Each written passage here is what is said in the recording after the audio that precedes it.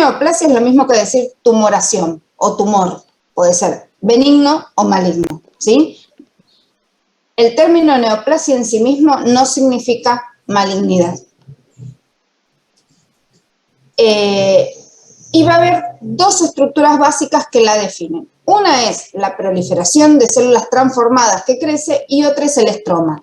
¿Por qué es importante el estroma? Primero porque por un lado sostiene la proliferación de células neoplásicas y por otro lado porque las nutre, ¿sí? Y las proliferaciones neoplásicas, sobre todo las malignas, crecen muy rápido y necesitan una buena irrigación para seguir creciendo, digamos.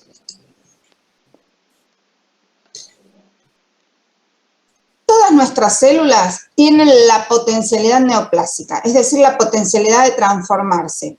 ¿Por qué? Porque todas nuestras células, durante la división, pueden sumar mutaciones y al sumar mutaciones tienen la capacidad de transformarse. La realidad es que tenemos varios sistemas de corrección del ADN o de eliminación de esas células que han sufrido alguna mutación. En algunas células o en algunas neoplasias encontramos una progresión entre hiperplasia, metaplasia, displasia y neoplasia. Ustedes pueden pensar, por ejemplo, una hiperplasia de endometrio. Una hiperplasia de endometrio puede ser sin atipía o con atipía. Y la neoplasia con atipía puede evolucionar a una neoplasia, ¿sí? Hiperplasia sin atipía, hiperplasia con atipía, que es con displasia, y luego adenocarcinoma de endometrio. Otro ejemplo, siguiendo esta progresión. Esófago de Barrett o cuello uterino. Ustedes tienen la transformación de un epitelio maduro por otro epitelio maduro. En el esófago de Barrett, ustedes cambian epitelio escamoso estratificado por epitelio cilíndrico de tipo intestinal, es decir, con células caliciformes. Ahí tienen la metaplasia, pero ese epitelio cilíndrico con células caliciformes no es el epitelio habitual del esófago. Entonces, tiene mayor capacidad de transformarse. Aparece primero la displasia, ¿sí? Es un epitelio metaplásico con displasia o esófago de Barrett con displasia y luego da origen a la neoplasia, que es el adenocarcinoma de esófago, ¿sí? O del tercio inferior, que en la actualidad es casi tan frecuente como el carcinoma de esófago escamoso, que es el que se ve en los otros 2/3 del esófago. Lo mismo sucede en el cuello. Ustedes en el cuello sufren una metaplasia de cilíndrica, ¿sí? Mucinosa, a epitelio plano estratificado. Esa zona se llama zona de transformación en el cuello. Y es ahí donde va a haber mayor riesgo de que entre el HPV y que sufra cambios displásicos. Entonces, ustedes tienen una metaplasia y luego tienen cambios displásicos. La displasia puede ser leve, moderada o intensa, o dividida en lesión intraepitelial de bajo grado y alto grado. Cuando ustedes están en presencia de una displasia de alto grado, ya casi que progresan a neoplasia, que va a ser primero un carcinoma de tipo in situ, no infiltrante, y luego un carcinoma infiltrante. Entonces se ve cierta progresión. No todos o no todas las neoplasias podemos seguir esta progresión. A veces debutan siendo una neoplasia, una proliferación clonal, autónoma, indefinida, no controlada. Esto hablando de, siempre que tenemos displasia, vamos a hablar de una neoplasia maligna.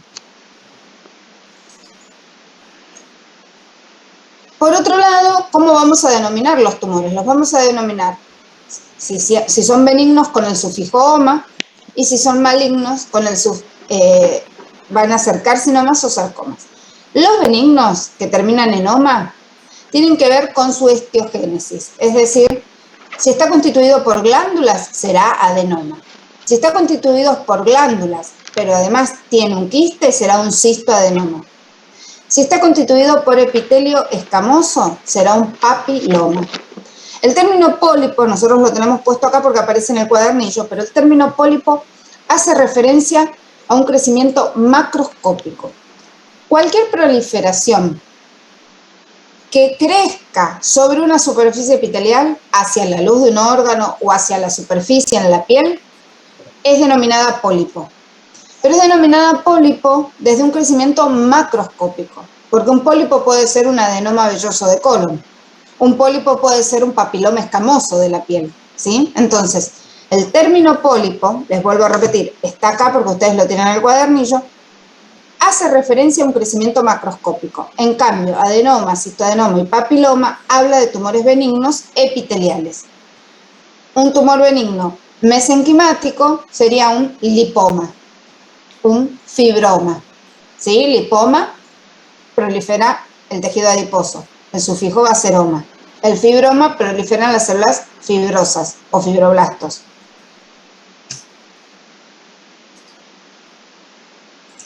Ejemplos acá, diferentes pólipos, si se quiere, macroscópicamente.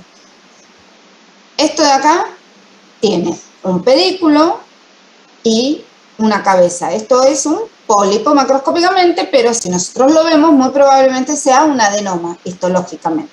Es decir, la proliferación glandular benigna. Ustedes acá tienen otro, en la mucosa oral, ¿sí? O gingival. También tiene forma de pólipo y si lo miramos, muy probablemente, porque tenemos el epitelio de la boca, la mucosa oral es escamoso, esto sea un papiloma escamoso. Lo mismo que este, que es piel. Ustedes lo ven y crece de manera polipoide, crece como un pólipo. Muy probablemente esto sea un papiloma escamoso o un papiloma fibroepitelial, donde tiene crecimiento escamoso y fibroso. Esto de acá es un quiste con varias cavidades, pero también creciendo un tejido. Entonces esto muy probablemente sea, y esto se ve en ovario, un cistoadenoma.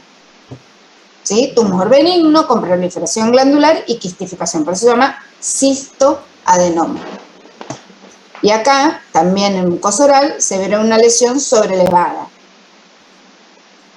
tumoral. ¿Sí?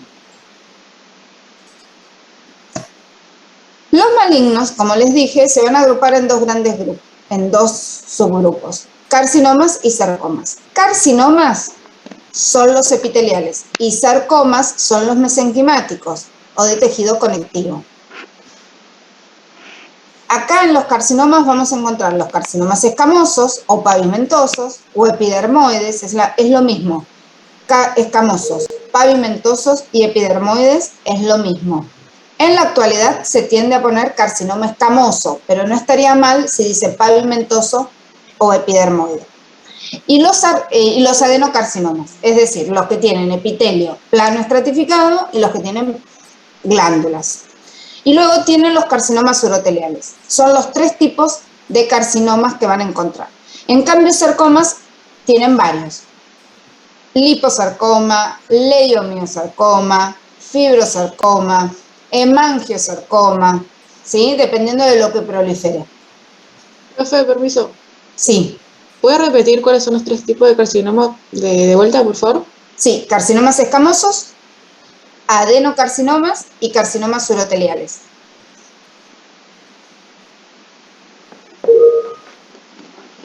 Algunos tumores, y los sarcomas, recuerden, son los mesenquimáticos. Algunos tumores tienen más de un tipo celular.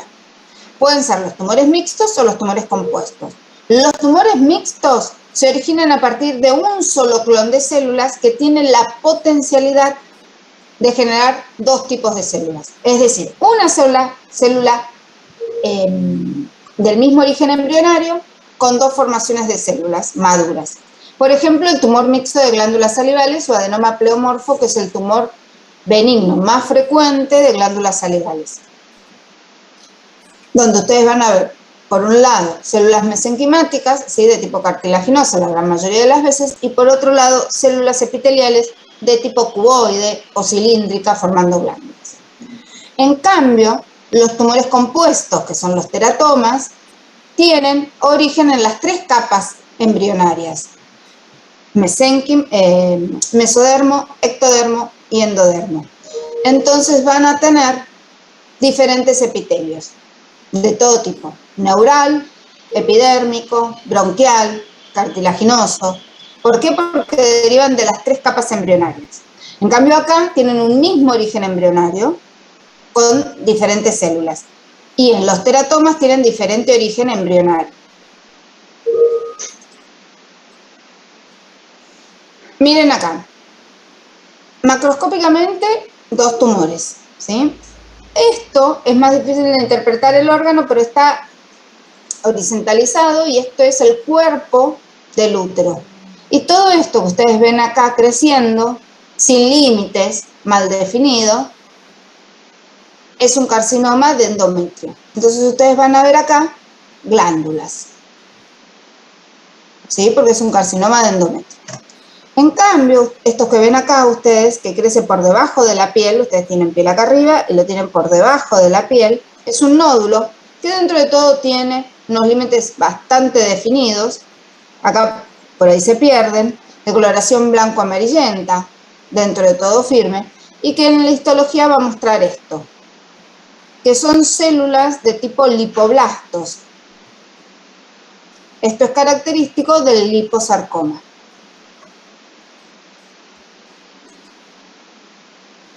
Acá tienen un tumor con varios tipos de células, pero es un tumor mixto o adenoma pleomorfo. Esto que miren, ven acá, es el conducto auditivo. Acá, conducto auditivo y parte del pabellón. Se entra por detrás de la oreja. Y esto que ven acá, la glándula parótida. En esa glándula parótida ustedes van a encontrar estos islotes, ¿sí?, de tejido de tipo cartilaginoso y algunas proyecciones de tejido más fibroso. Y en el costado se ve la proliferación de estas células que son más epiteliales, que en sectores forman luces glandulares. Este es un adenoma pleomorfo, con una parte cartilaginosa, es decir, mesenquimática, y otra parte epitelial con cordones que forman luces glandulares. Estas imágenes responden a un teratoma. El teratoma es un tumor embrionario que se ve tanto en genital femenino como en genital masculino, ovario y testículo, y se puede ver en retroperitoneo. Lo pueden encontrar en cavidad peritoneal o lo pueden encontrar en mediastino.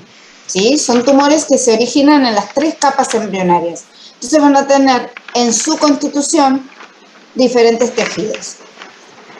Piel, pelos, tejido adiposo, cartílago, tejido nervioso. Miren acá. Revestiendo acá arriba, ustedes tienen un epitelio cilíndrico ciliado. Y acá tienen un mesénquima de tipo que podría ser dérmico, pero acá tienen estos islotes de células neuroectodérmicas, ¿sí?, nerviosas embrionarias, y acá un islote de cartílago. Si miran acá, tienen anexos pilosebáceos, glándulas sudoríparas. Y si prestan atención acá, tienen algo que es sólido, blanquecino, pero acá tienen algo amarillento, que es tejido adiposo, y tienen gran cantidad de pelo. Y si prestan atención acá, tienen dientes. ¿Sí? Son tumores que se originan en las 3 capas germinales, mesodermo, endodermo y ectodermo, y que tienen diversos tejidos en su constitución. Los teratomas pueden ser benignos o malignos. Los malignos son menos frecuentes. Un poco de la nomenclatura, que es lo que veníamos hablando, ¿sí? Epitelio superficial, lo de papiloma y adenoma, y algunos epitelios glandulares sólidos, como puede ser tiroides, riñón, hígado. Entonces, adenoma tiroideo, adenoma renal, hepático. Y su conformación maligna, que ya es, si es de glándulas, es adenocarcinoma. Y si es escamoso, será carcinoma de células escamosas o carcinoma de células transicionales o uroteliales y adenocarcinoma. Por ejemplo, en colon o en estómago, adenocarcinoma. Y los de tejido conectivo, con el sufijo oma, recuerden siempre los benignos, fibroso, fibroma, hueso, osteoma, cartílago, condroma. Y los malignos, fibrosarcoma, osteosarcoma, condrosarcoma. Por ahí el más raro es el rhabdo, que deriva de músculo esquelético. Entonces, rhabdomioma, rhabdo es esquelético, mio es músculo. Entonces, Radiomioma, músculo esquelético benigno. Si dice leiomioma, leio es de liso, mio es de muscular, ioma de tumor benigno. Y en su conformación maligna, leiomiosarcoma y rhabdomiosarcoma.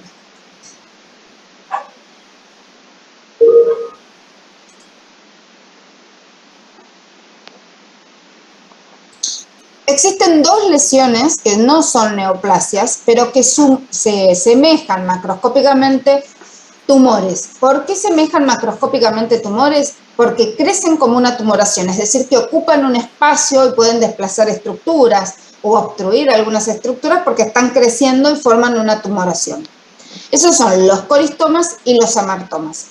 Los coristomas son restos ectópicos, es decir, que durante nuestro desarrollo embriológico quedan células atrapadas en un tejido que no tenían que estar durante la migración celular para conformar algún órgano. El ejemplo clásico son los acinos pancreáticos en la vesícula o los acinos pancreáticos en el estómago. Es decir, que esos acinos pancreáticos o esas células que iban a dar origen a los acinos pancreáticos para conformar el páncreas quedan atrapados en un tejido que no tendrían que estar, en un órgano que no tendrían que estar. Y eso se llaman coristomas, son restos ectópicos. En cambio, los amartomas son masas desorganizadas de un tejido maduro en un lugar que tienen que estar, pero no están bien distribuidos. Por ejemplo, en el pulmón. En el pulmón ustedes tienen, por un lado, los espacios alveolares del parénquima con sus células estromales y sus vasos. Por otro lado tienen los bronquios, donde tienen epitelio cilíndrico, músculo liso y placas de cartílago. Bueno, un amartoma clásico del pulmón es un nódulo constituido por cartílago. ¿El pulmón tiene cartílago? Sí, lo tienen los bronquios, pero si forma un nódulo de cartílago se denomina amartoma. No es un verdadero tumor, pero por imágenes y por presentación macroscópica se constituye como un tumor.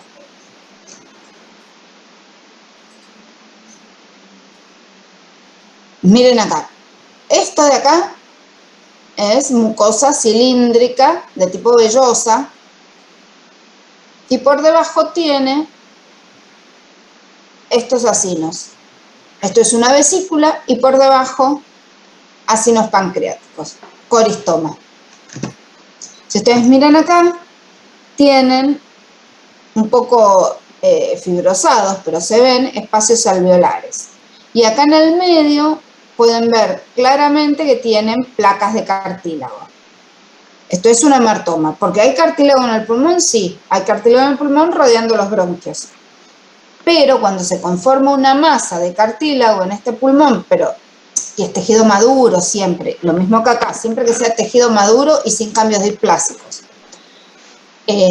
va a conformar un amartoma o una pseudotumoración.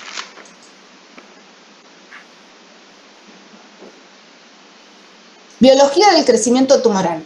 Viendo cómo crecen nuestras células tumorales, nos ayuda para distinguirlos de benignos y malignos. Entonces vamos a tener, por un lado, los cambios malignos, ¿sí? Cuánto se transforma esa célula. Por otro lado, vamos a tener el ritmo de crecimiento, la capacidad de invadir y la capacidad de dar metástasis. Estos dos últimos, invasión y metástasis, solo lo dan los tumores malignos. Cuando hablamos de cambios, acá, cambio maligno o capacidad de transformación de una célula, hablamos de diferenciación y anaplasia. Sabemos que la diferenciación es el grado en que las células tumorales se parecen a células normales. Es decir, yo tengo un epitelio, un adenoma, ¿sí? Un adenoma de tiroides, un adenoma de tiroides. ¿Cuántas mis células tiroideas se van a parecer y van a conformar folículos y se van a parecer al parénquima tiroideo normal? Esa es la diferenciación.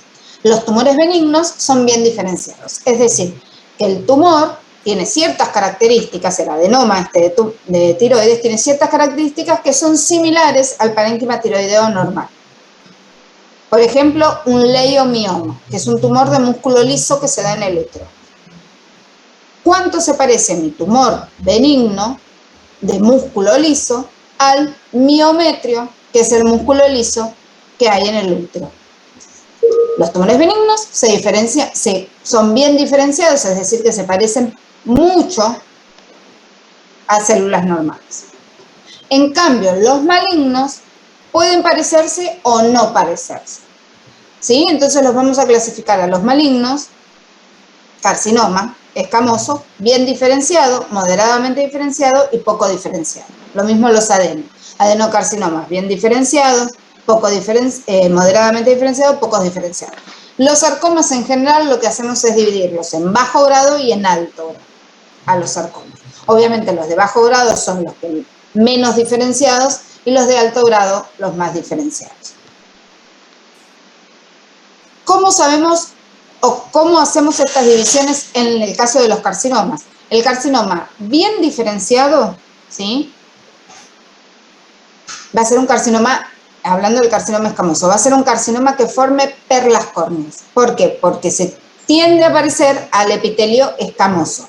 ¿Cuál es el órgano que mayor superficie de epitelio escamoso tiene? La piel. Y la última capa de la piel es córnea. Entonces, un carcinoma bien diferenciado escamoso va a formar perlas córneas, que es una queratinización abrupta de las células tumorales. Se llaman perlas córneas. Ahora vamos a ver una fotografía. Entonces, si el 75% de nuestro tumor forma perlas córneas, es bien diferenciado.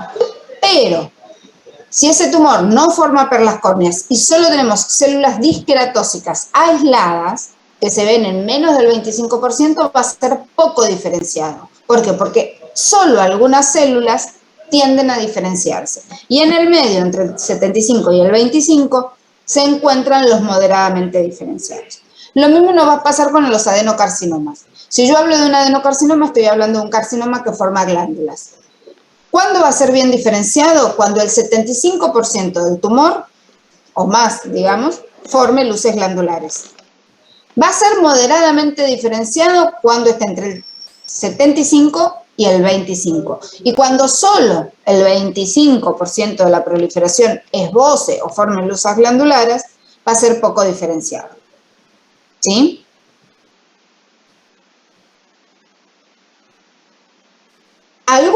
Algunos tumores no diferencian, ¿sí? Nada. Entonces nosotros no podemos saber a qué epitelio se van a parecer sus células maduras, porque no se diferencian. Y eso se llama anaplasia.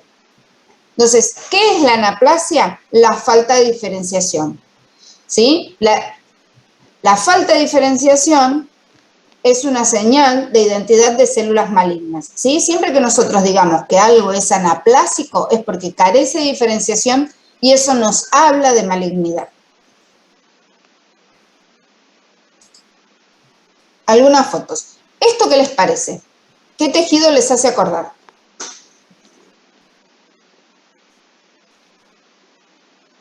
Adiposo. Tejido adiposo, bien.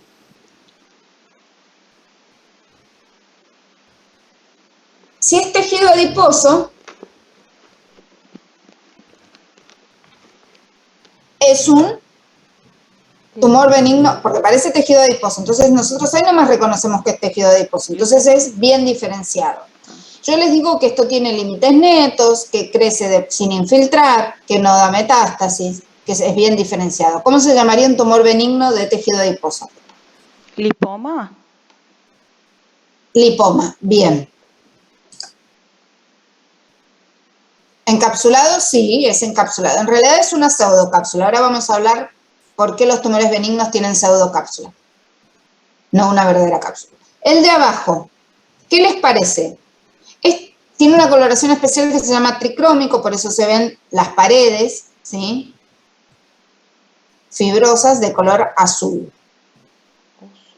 ¿Qué les parece que hay dentro de estos espacios?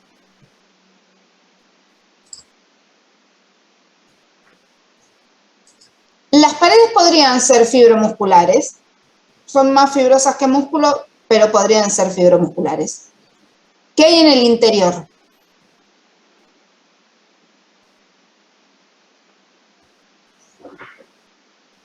¿Qué Es la única estructura, cuando hablamos de pigmentos yo le dije, la única estructura que tiene color propio. Sangre. Profe, ¿pueden ser glóbulos rojos? Son glóbulos rojos. La única estructura que tiene color propio, aparte de la melanina dentro de los melanocitos, son los glóbulos rojos, que tienen hierro y entonces tienen hierro puntualmente. Por eso tienen ese color rojo. Entonces, si yo tengo espacios llenos de sangre, ¿a qué se parecen? ¿Qué estructura ustedes conocen que transporte Vasos. sangre? Vasos. Vasos. Bien. Ahí va queriendo, son vasos. Entonces, tenemos vasos llenos de sangre. Podrían no tener sangre estos vasos y ser linfáticos, pero tienen sangre. Entonces van a ser arteriales o venosos. ¿Cómo son las paredes de las arterias? Cuando uno diferencia una arteria de una vena, ¿cómo hace para diferenciarla? Son gruesas y tienen una capa muscular muy... Muy importante, las arterias. ¿Y las venas? Son más finas. Son más finas, son flácidas, como dice el compañero de ustedes en el chat. Son más finas, son más flácidas, tienden a colapsarse. Estas son delgadas y tienden a colapsarse. Por eso no todas las luces son iguales. Cuando ustedes ven un hemangioma que parece arterial, ustedes van a ver las luces bien redonditas. En este, como son todas irregulares, parecen vasos venosos y se llama hemangioma cavernoso. Y es un tumor benigno. Bien, ¿qué estructura les parece esta?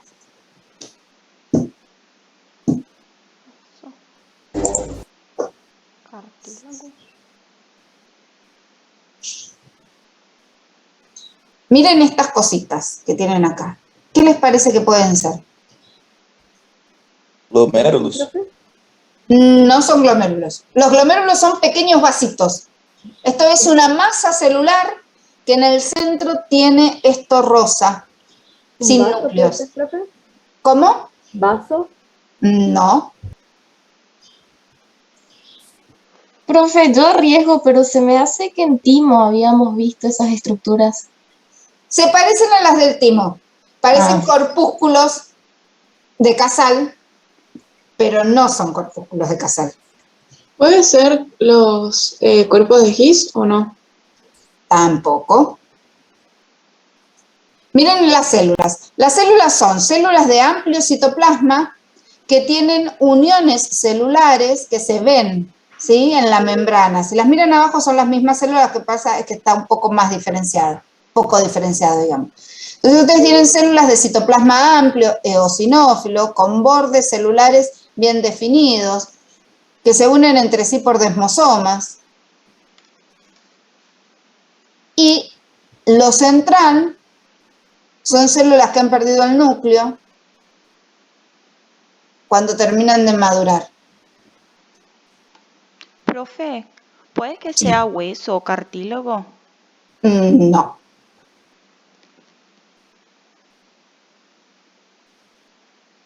A ver, tengo un mensaje. A ver qué dice el mensaje.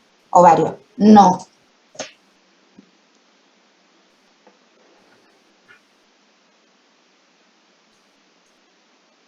A ver. Tendría que haber puesto el órgano acá.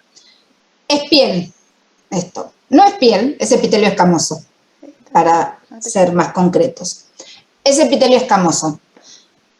Amplio citoplasma, uniones intercelulares que son desmosomas, ¿sí? Ya tiene cierta atipía, los núcleos son de diferentes tamaños, hay mitosis, y el centro es esa queratinización abrupta que les dije, que se llaman perlas córneas.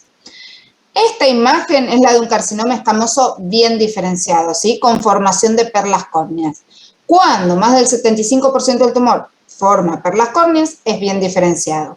En cambio acá no tenemos perlas córneas, sí tenemos algunas que otras células disqueratóxicas, pero yo alcanzo a darme cuenta que son células escamosas. ¿Por qué? Porque tienen amplio citoplasma eosinófilo, tienen uniones de tipo desmosomas, por las alteraciones. Entonces esto es bien diferenciado, poco diferenciado. Carcinoma escamoso, los dos. Recuerden que lo pueden encortar como carcinoma escamoso, pavimentoso o epidermoide. Esto. Ahí está. ¿Se parece a algún epitelio que ustedes conozcan? Pseudoestratificado, profe.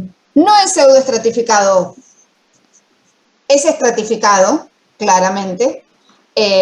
Tiene muchas capas de células, tiene mitosis abajo, tiene mitosis arriba, no tiene queratina, tiene núcleos elongados, tiene algunos núcleos irregulares. Esto es pérdida de diferenciación, porque yo no les puedo decir si es escamoso, si es urotelial, si es glandular. Esta pérdida de diferenciación es lo que se denomina anaplasia. Esto me habla de malignidad. Pero la malignidad de un epitelio, ¿sí?, que no infiltra, que es in situ. Entonces, esto es un carcinoma poco diferenciado. Yo sé que es un epitelio porque claramente está constituido como un epitelio.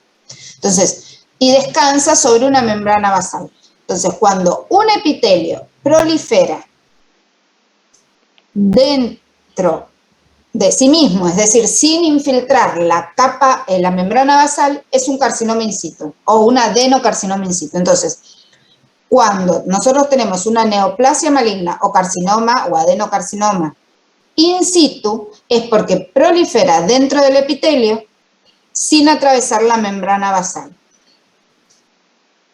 ¿Qué hace esto? Que tengan mejor pronóstico. Todos los carcinomas in situ, como no atraviesan la membrana basal, llegan menos a los vasos. Entonces tienen menos capacidad de dar metástasis.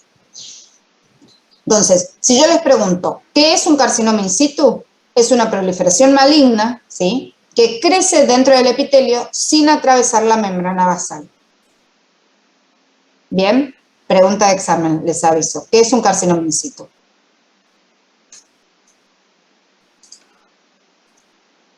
Rasgos citológicos de la anaplasia. Guarden esta imagen en la retina y ahora vamos viendo. Pleomorfismo nuclear y celular, es decir, núcleos de diferentes formas y células de diferentes formas. Hipercromasia nuclear, nucleolo. ¿De qué me habla la hipercromasia nuclear? De un aumento del ADN. El nucleolo también sirve para que la célula se divida. Alteración del cociente núcleos citoplasmáticos. Las células en general, salvo algunas excepciones, tienen un citoplasma de 2 a 3 veces más grande que el núcleo. Entonces, cuando se iguala es porque el núcleo creció. ¿Por qué crece el núcleo? Porque está duplicando su ADN, porque va a entrar en mitosis. Mitosis aumentadas, pérdida de la polaridad, ¿sí?, es pérdida de esa maduración normal. Y los tumores anaplásicos o pobremente diferenciados muestran desestructuración total de la arquitectura tisular. Es decir, que no me permiten distinguir, cuando yo tengo un tumor anaplásico, no me permite distinguir a qué epitelio se va a diferenciar o a qué tejido se va a diferenciar. Entonces yo cuando digo que es una proliferación anaplásica o pobremente diferenciada es porque no logro saber a qué epitelio se origina, ¿sí?, o cuál epitelio va a querer parecerse. Es poco diferenciado o indiferenciado. Miren acá, mitosis atípicas, diferentes tamaños de núcleos, diferentes formas de núcleos con mayor o menor cantidad de cromatina grumosa, presencia de nucleolos en algunos, hipercromasias en otros. Lo mismo que acá, nucleolos en algunos, ¿sí?, con polaridad, núcleos más grandes, igual que acá. Entonces, estas características de anaplasia me hacen que un tumor sea pobremente diferenciado o indiferenciado o anaplásico y no me permiten saber cuál es el origen o a qué tejido se quieren parecer. Entonces, yo en vez de poner carcinoma escamoso poco diferenciado, ponga carcinoma indiferenciado, porque no estoy seguro si va a ser pavimentoso o va a ser adeno o va a ser urotelial. Para eso tenemos técnicas especiales para saber qué origen tiene. Bien, entonces, vamos resumiendo. Tumores benignos y tumores malignos bien diferenciados tienden a retener las características de sus homólogos normales, es decir, tienden a parecerse a tejido normal. El término displasia hace referencia a crecimiento desordenado. Recuerden que nosotros vimos en primera era que displasia es una alteración en la maduración y diferenciación celular. Puede ser de bajo grado, moderado o alto grado. Cuando estamos hablando de alto grado, muy probablemente ya estos cambios displásicos den origen a un carcinoma in situ. Se considera que cuando los cambios displásicos son marcados o de alto grado, afecta la totalidad del epitelio y es un carcinoma in situ. ¿Qué es un carcinoma in situ? Una proliferación neoplásica que crece dentro de un epitelio sin atravesar la membrana basal. Ritmo de crecimiento. La mayoría de los tumores malignos crecen rápido y los benignos crecen más lentamente. Ese ritmo de crecimiento tumoral se relaciona con el grado de diferenciación. Si yo tengo más tiempo de parecerme a otro tejido, más me voy a parecer, ¿sí?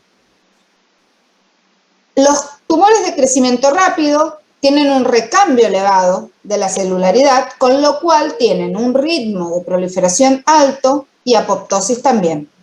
Mientras más rápido crezco, más recambio celular genero, más cantidad de células entran en necrosis. Tengo mayor apoptosis. La proporción de células que se vayan proliferando activamente se llama fracción de crecimiento y es lo que me va a determinar la agresividad de un tumor. Mientras más alta sea mi fracción de crecimiento, más agresivo va a ser mi tumor. Por eso es que los tumores benignos crecen lentamente. Como los tumores benignos crecen lentamente, tienden a crecer como masas expansivas y cohesivas. Entonces, como van creciendo de manera expansiva y cohesiva, el tejido conectivo de alrededor les forma una cápsula o pseudocápsula. Y eso los limita y los separa de los tejidos normales circundantes. En cambio, los tumores malignos crecen rápidamente, el tejido conectivo no les alcanza a formar una cápsula, e infiltran de manera irregular los diferentes tejidos. Miren estos, bien delimitados, tumores benignos. Esto es una tiroides y esto es un adenoma folicular de tiroides. Esto es un útero, si ustedes prestan atención, acá tienen el cuerpo del útero, la cavidad endometral y el cuello. En la pared del cuerpo uterino está creciendo este tumor que es un leiomioma. Es el tumor benigno más frecuente de las mujeres. En cambio este, si ustedes prestan atención, es un órgano que tiene un epitelio cilíndrico. Miren acá. A ver. ¿Ven? Tiene un epitelio cilíndrico y que crece hacia arriba, incluso está ulcerado, y acá se mete dando como prolongaciones. Miren, acá macroscópicamente. Ustedes tienen acá epitelio normal, se ve la mucosa, por debajo la túnica muscular y por debajo el tejido adiposo subseroso. ¿Ven? Ven las tres capas. Mucosa, muscular. Ustedes ven la manito, ¿no es cierto? Bien. Mucosa, muscular. Ustedes la pueden seguir hasta ahí, a la muscular. Y acá la tienen del otro lado, muscular, y tejido adiposo subseroso. Y todo esto es el tumor. Y miren acá cómo se meten como espículas blanquecinas firmes. Esto que tienen acá, ¿qué puede ser? Acá tienen otro. Son ganglios. Ganglios metastásicos. Miren el color de este ganglio, ya se parece mucho al de la tumoración. Esto macroscópicamente es una adenopatía metastásica.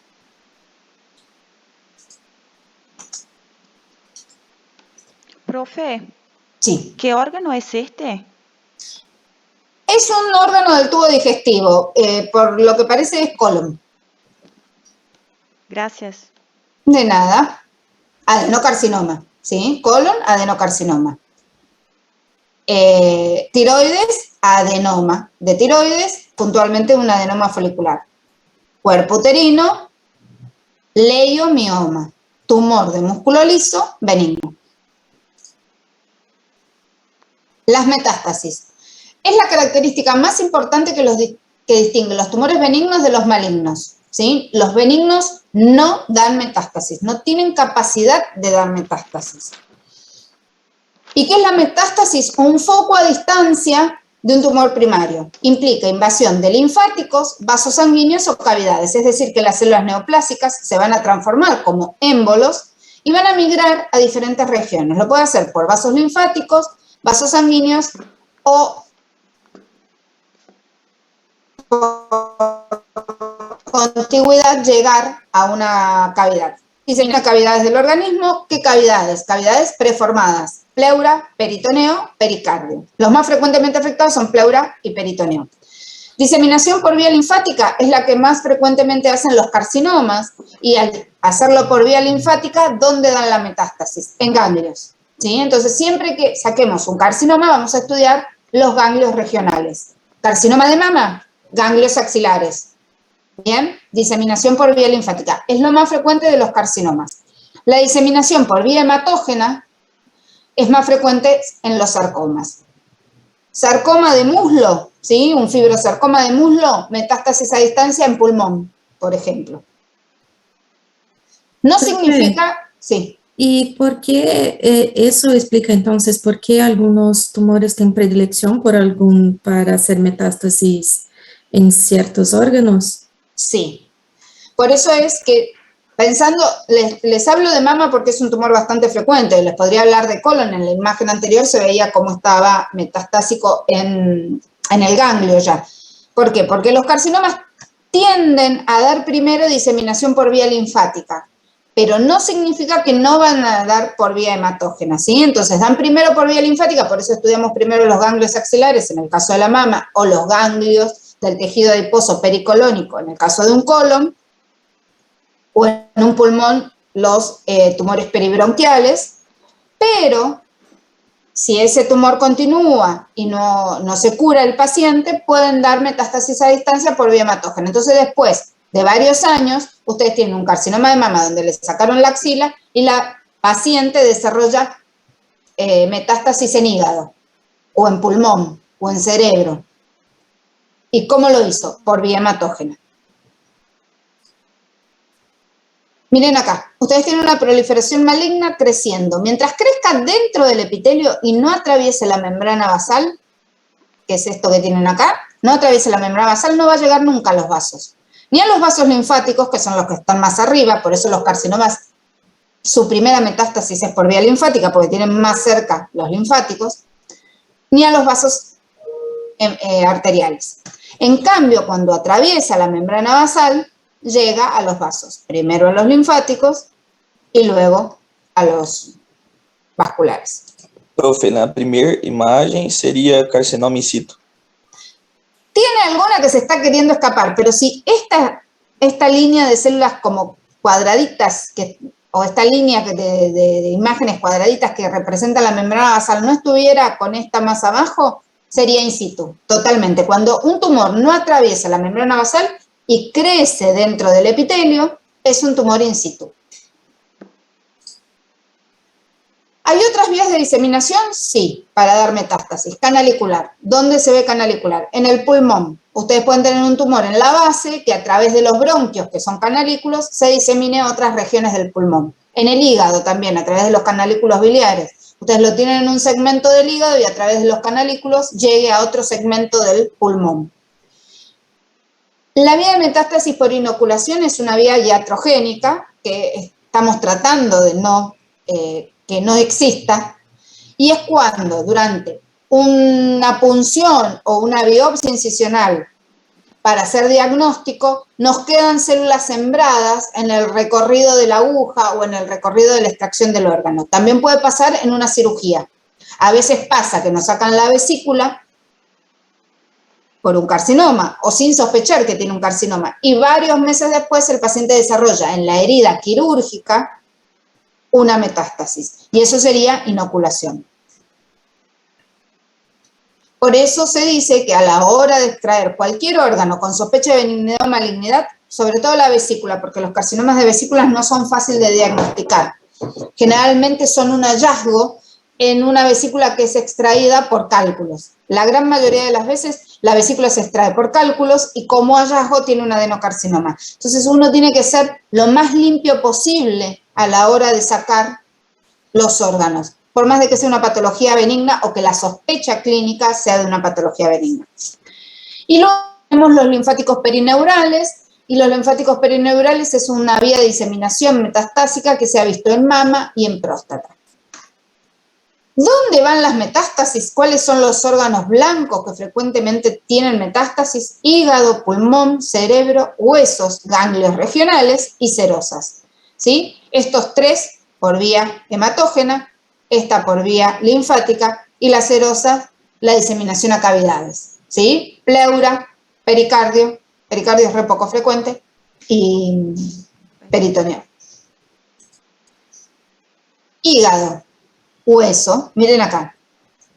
Una imagen nodular, otra imagen nodular, otra imagen nodular, acá tienen otra imagen nodular. Bien, las metástasis en general son múltiples. ¿Por qué? Porque llega por vía hematógena y se siembra y emboliza en varios sectores a la vez. Entonces, la imagen típica de las metástasis es varios nódulos. Miren acá. Cerebro, varios nódulos. Acá se ven blanquecinos porque están realzados con gadolínio, que es un contraste.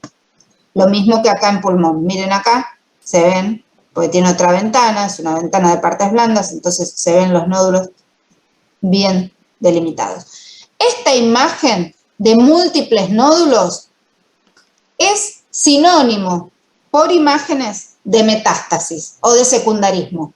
Algo que también se denomina imagen en suelta de globos. Si ustedes escuchan que es una imagen en suelta de globos, en alguno de estos órganos que son blancos, como hígado, pulmón, cerebro, hueso, es porque tiene varias lesiones y es sinónimo de una metástasis o secundarismo. ¿Sí? En suelta de globos se llama. Profe, Sí. y las metástasis, a pesar de tener los límites definidos, son malignas. Sí. Las metástasis, porque las metástasis vienen de un tumor maligno, ¿sí? Es una diseminación de un tumor maligno. En este caso se ve bien delimitado, pero es porque impactan en una región de drenaje de un vaso. Pero una vez que empiezan a crecer ya se desdibujan. Mira acá, acá era bien redondito, y si vos mirás, ya se empiezan a ver cómo se va diseminando. Bien. Células madres neoplásicas y líneas de células madres. ¿Qué significa esto? Un tumor clínicamente detectable, es decir, que ya tiene un nódulo considerable como para ser detectado, en general se dice más de medio centímetro, que se puede ver por imágenes o que incluso se puede palpar, por ejemplo, en el caso de la mama. Es una población heterogénea, ¿sí? Pero ya es una masa. El tumor que es clínicamente detectable ya es una masa, no es algo pequeño, ya tiene cierta constitución. Porque tumoralmente hablando, 5 milímetros ya es un tumor. Y se va a originar por un crecimiento clonal de una célula única. Todos los tumores comienzan con una célula única, que es una célula madre clonada. Esa célula madre clonada, ¿sí? Esas células madres tumorales, tienen la capacidad de iniciar el crecimiento tumoral y sostenerlo. Es a partir de esa célula madre tumoral que se va a formar el tumor clínicamente detectable. Es a partir de esa masa, de esa madre o de esa célula madre tumoral que se va a iniciar la proliferación de las células clonales, que van a dar origen a una neoplasia. Miren acá. Todos los tumores son clonales, es decir, que todos los tumores tienen un fenotipo mutado que es clonal, que no corresponde al de una célula normal de ese paciente. Todos los tumores, aparte de ser clonales, no tienen una sola mutación aislada, sino tienen una secuencia de eventos mutacionales, ¿sí?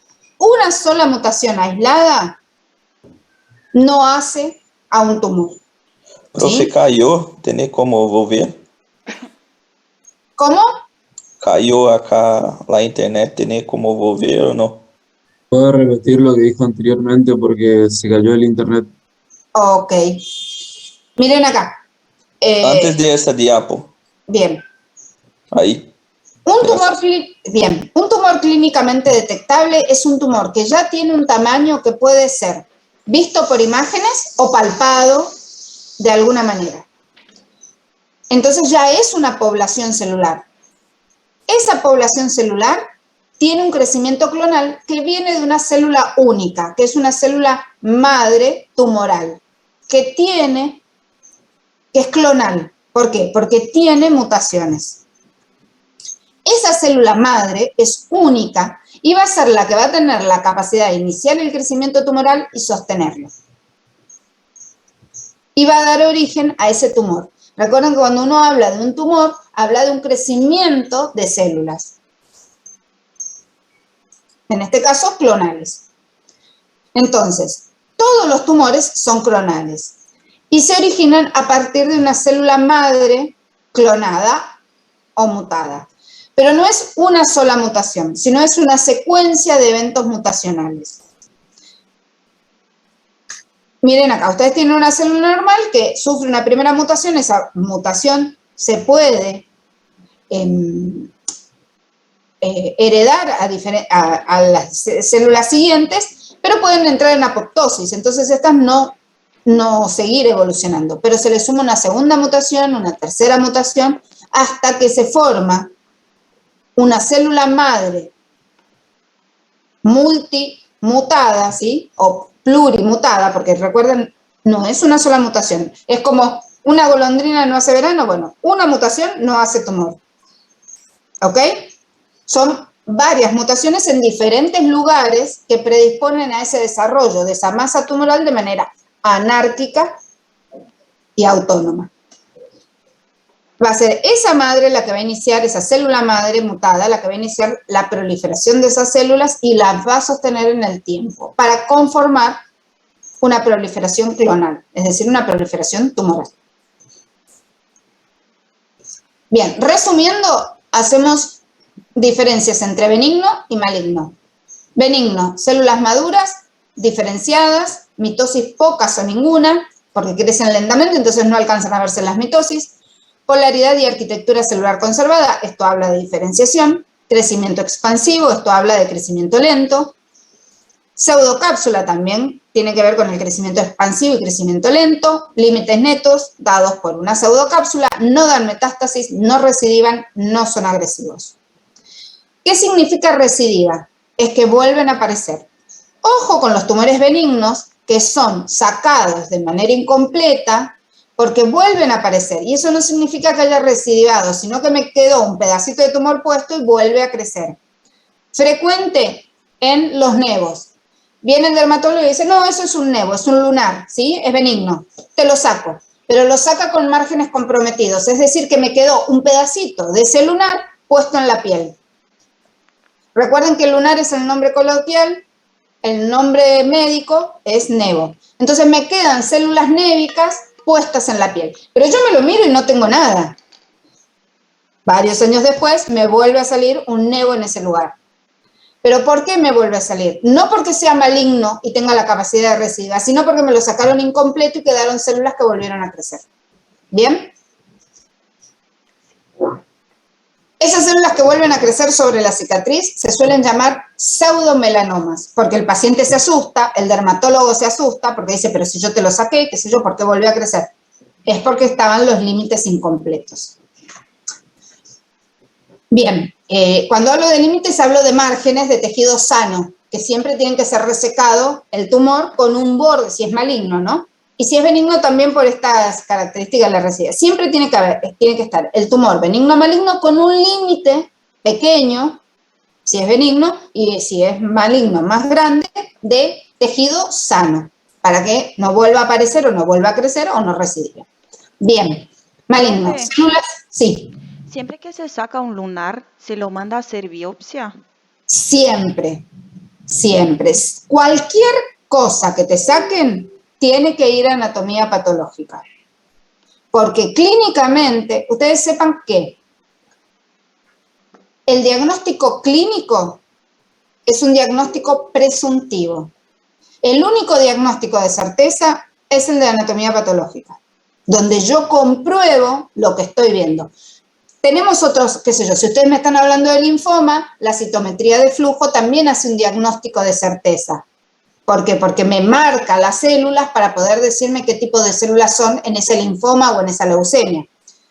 Pero va de la mano también de la anatomía patológica, ¿sí? Siempre, cualquier cosa que se saquen, ustedes lo tienen que llevar a un diagnóstico de certeza que se va a dar con las que son especialidades diagnósticas, como son anatomía patológica, en el caso de la biología molecular, y algunas patologías son diagnosticadas por imágenes, y es diagnóstico de certeza. Lo clínico, encarado desde lo quirúrgico, desde lo dermatológico, desde lo endoscópico, lo clínico siempre es presuntivo.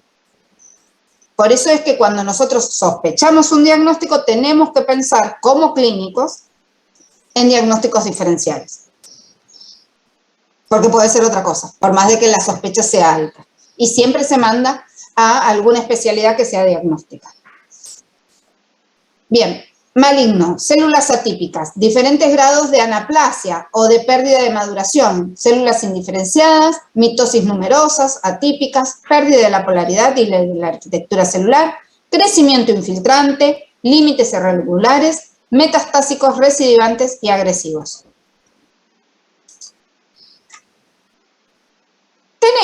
Vimos benignos y malignos. Tenemos unos que están en el medio, porque la medicina nunca fue fácil.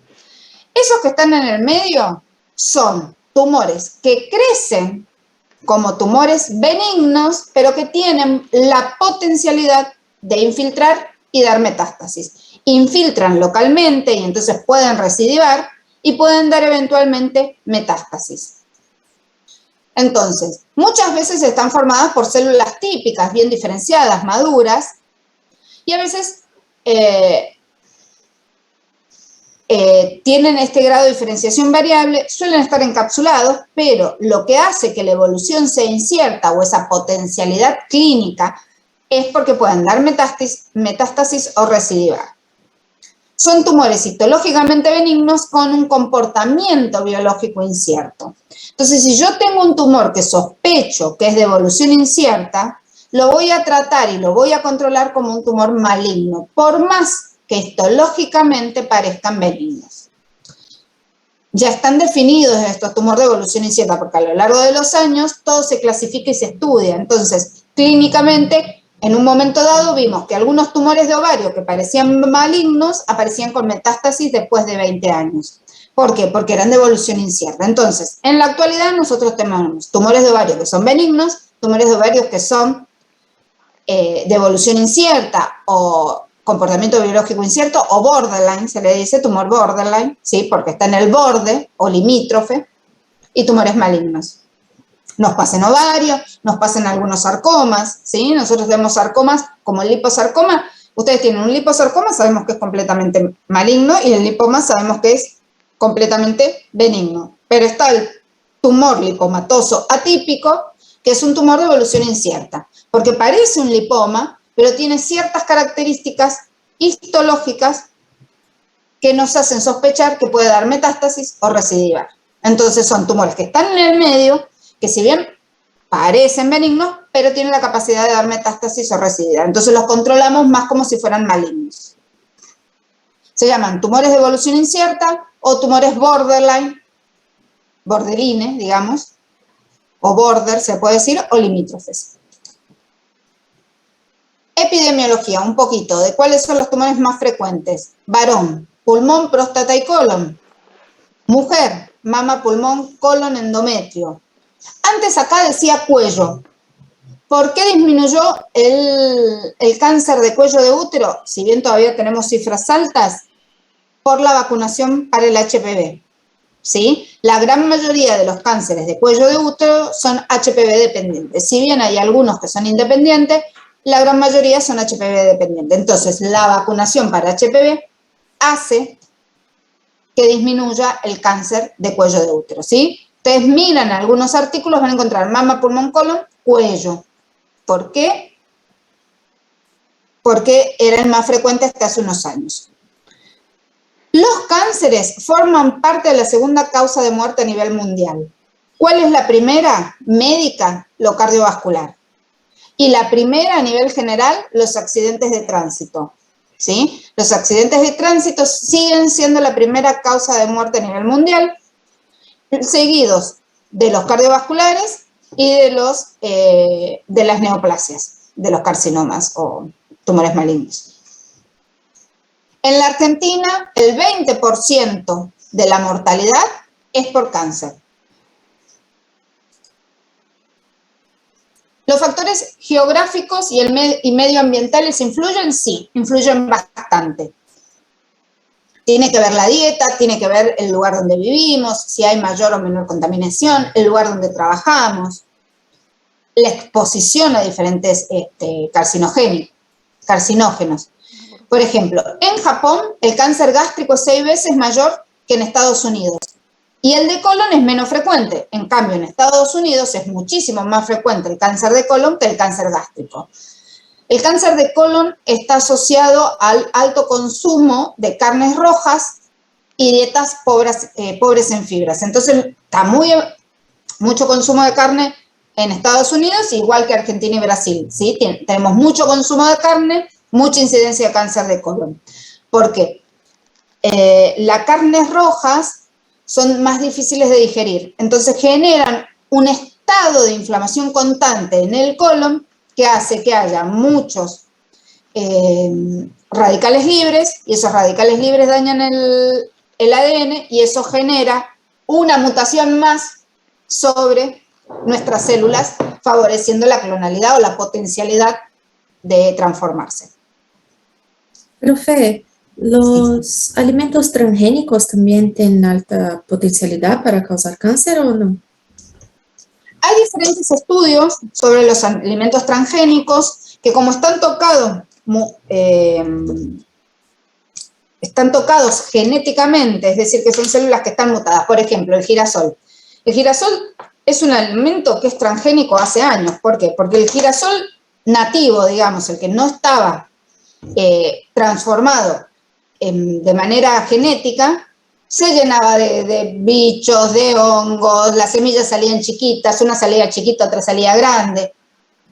Si uno quiere progresar en la producción de girasol, que sea bueno, que produzca buen aceite, que se pueda vender y qué sé yo, se hicieron modificaciones genéticas que hacen que todas las semillitas sean iguales y que todo que tenga el mejor rindex, se dice. Hay diferentes estudios que dicen que algunas cosas de esos alimentos transgénicos favorecen el desarrollo de cánceres. No está del todo comprobado, porque la realidad es que casi todos nuestros alimentos son transgénicos. Hay otros estudios que dicen que si nosotros queremos que un alimento no sea transgénico, por ejemplo un tomate, vos comprás hoy un tomate en la verdulería y son hermosos, todos los tomates redonditos iguales, brillan por todos lados. Bueno, ese tomate ya tiene una modificación genética. Pues lo que tenés que hacer es, por ejemplo, ¿no?, sacarle las semillas y tiene que crecer una planta nativa con esas semillas hasta 5 veces y recién ahí pierde la transformación genética. Eso lo dicen otros estudios. Esto para quien quiere comer más sano y no. Por eso es que hay muchos estudios que hablan que lo transgénico es carcinógeno y hay otros que no, porque muchos, por no decir casi todos nuestros alimentos ya están tocados genéticamente. ¿Qué otros factores medioambientales? La contaminación ambiental, ¿sí? El smog, la exposición a diferentes carcinógenos como pueden ser las pinturas, ¿sí? Gente que trabaja con pintura, con asbesto, con naftalinas. Por ejemplo, el asbesto ya es conocido, entonces los tanques de agua y las tejas han dejado de ser de asbesto. Antes tenían en su constitución asbesto, ahora ya no lo tienen más. También el asbesto se usaba como aislante, ya no se usa más. El humo del cigarrillo es un carcinógeno conocido para orofaringe, laringe y pulmón. No se olviden que aparte de todos los factores geográficos y medioambientales, también está la predisposición del huésped. No todos los fumadores desarrollan cáncer. ¿Es cierto que el cigarrillo es un carcinógeno? Sí, pero también hay cierta predisposición individual del huésped. La edad también es un factor de riesgo. Podemos tener cánceres en general después de los 55 años. Y si no, se ven niños menores de 15. Tenemos un rango etario que es entre los 15 y los 50, que generalmente no tenemos patologías de tipo neoplásico. En niños menores de 15, los más frecuentes son sistema hematopoyético, neuroblastoma, tumor de Wilms, retinoblastoma, sarcomas de hueso y músculo esquelético. ¿Sí? Del sistema hematopoyético, las leucemias son las más frecuentes en los niños. Y tanto neuroblastoma como tumor de Wilms, como retinoblastoma o con ganglioneuroma son tumores que solo se ven en niños y no los vamos a ver en los adultos. Por eso mismo es que es muy raro que nosotros encontremos un carcinoma de mama en un niño menor de 15 años. A ver, tengo un mensaje. Los que trabajan con madera. ¿Qué tiene la madera? El acerrín de la madera, cuando se aspira, ¿sí? Y si uno trabaja constantemente con acerrín, se produce una fibrosis pulmonar, ¿sí? Por ese acerrín inhalado constantemente. Y lo otro que tienen las madereras es que ese acerrín es quemado. Y cuando es quemado, produce humo, y ese humo sí es carcinógeno. Entonces tienen mayor riesgo de desarrollar alguno de los tumores asociados a esa exposición de humo constante. Obviamente trastornos en la vía respiratoria siempre. Son pacientes que son más alérgicos, son pacientes que son bronquíticos, ¿sí? Y demás. Profe, ¿qué Forma sería, parte de las enfermedades ocupacionales, sí. ¿qué sería el tumor de Wilms? Es un tumor renal embrionario, ¿sí? Se ve en riñón.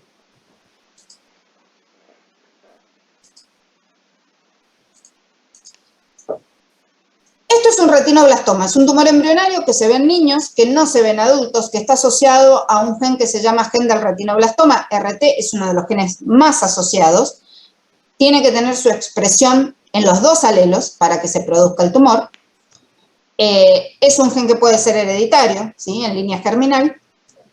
Y ustedes miran por imagen y se ve esta lesión blanquecina ocupando el ojo. En el fondo de ojo se ven como estas nubes blancas amarillentas o algodonosas que ocupan el fondo de ojo.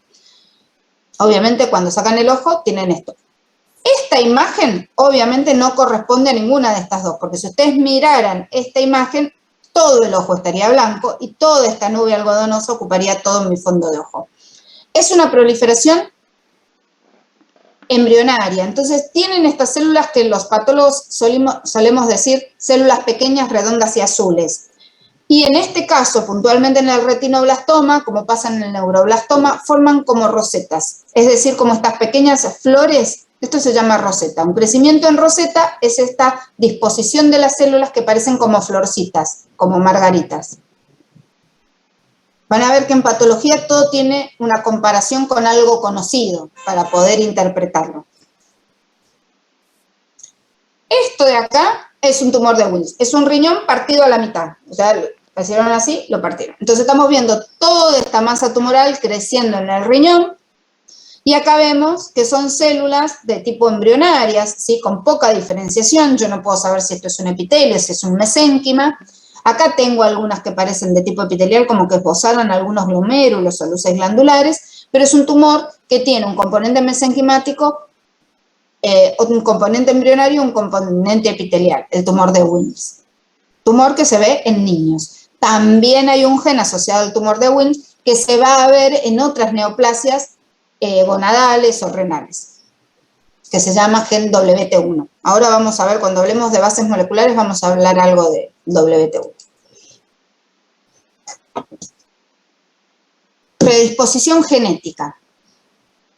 ¿La herencia juega un papel definido? Sí, la herencia juega un papel definido. Nosotros tenemos cierta predisposición genética porque podemos heredar genes en línea germinal y si no, podemos tener el antecedente familiar sin que haya un gen en línea germinal definido que se herede, pero sí el antecedente concreto de un carcinoma familiar. Se sabe que menos del 10% de los pacientes poseen mutaciones heredadas en línea germinal, ¿sí? Que predisponen a tumores malignos. Pero hay mutaciones heredadas en línea germinal que son muy importantes, como puede ser el BRCA1 y el BRCA2 en tumores de mama y ovario. Yo siempre, para que se acuerden, les digo, ¿se acuerdan de Angelina Jolie, que hace un par de años se sacó las mamas y se sacó los ovarios? ¿Por qué? Porque ella tenía un gen heredado en línea germinal, que era el BRCA2, que está asociado a tumores de mama y tumores de ovario.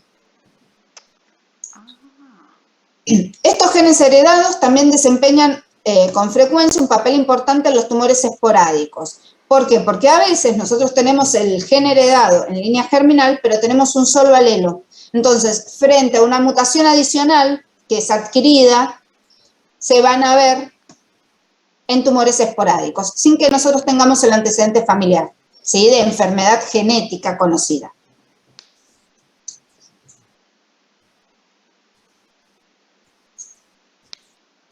¿Cómo vamos a clasificar esa predisposición genética al cáncer? En 3 categorías.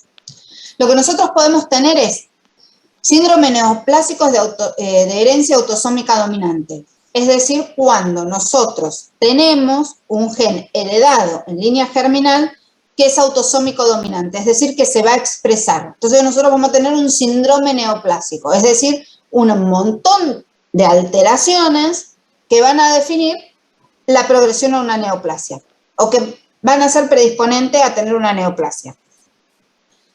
Esos síndromes neoplásicos con herencia autosómica dominante se caracteriza por la herencia de genes mutantes, ¿sí? O mutados, únicos, que aumentan el riesgo de desarrollo de cierto tipo de tumor.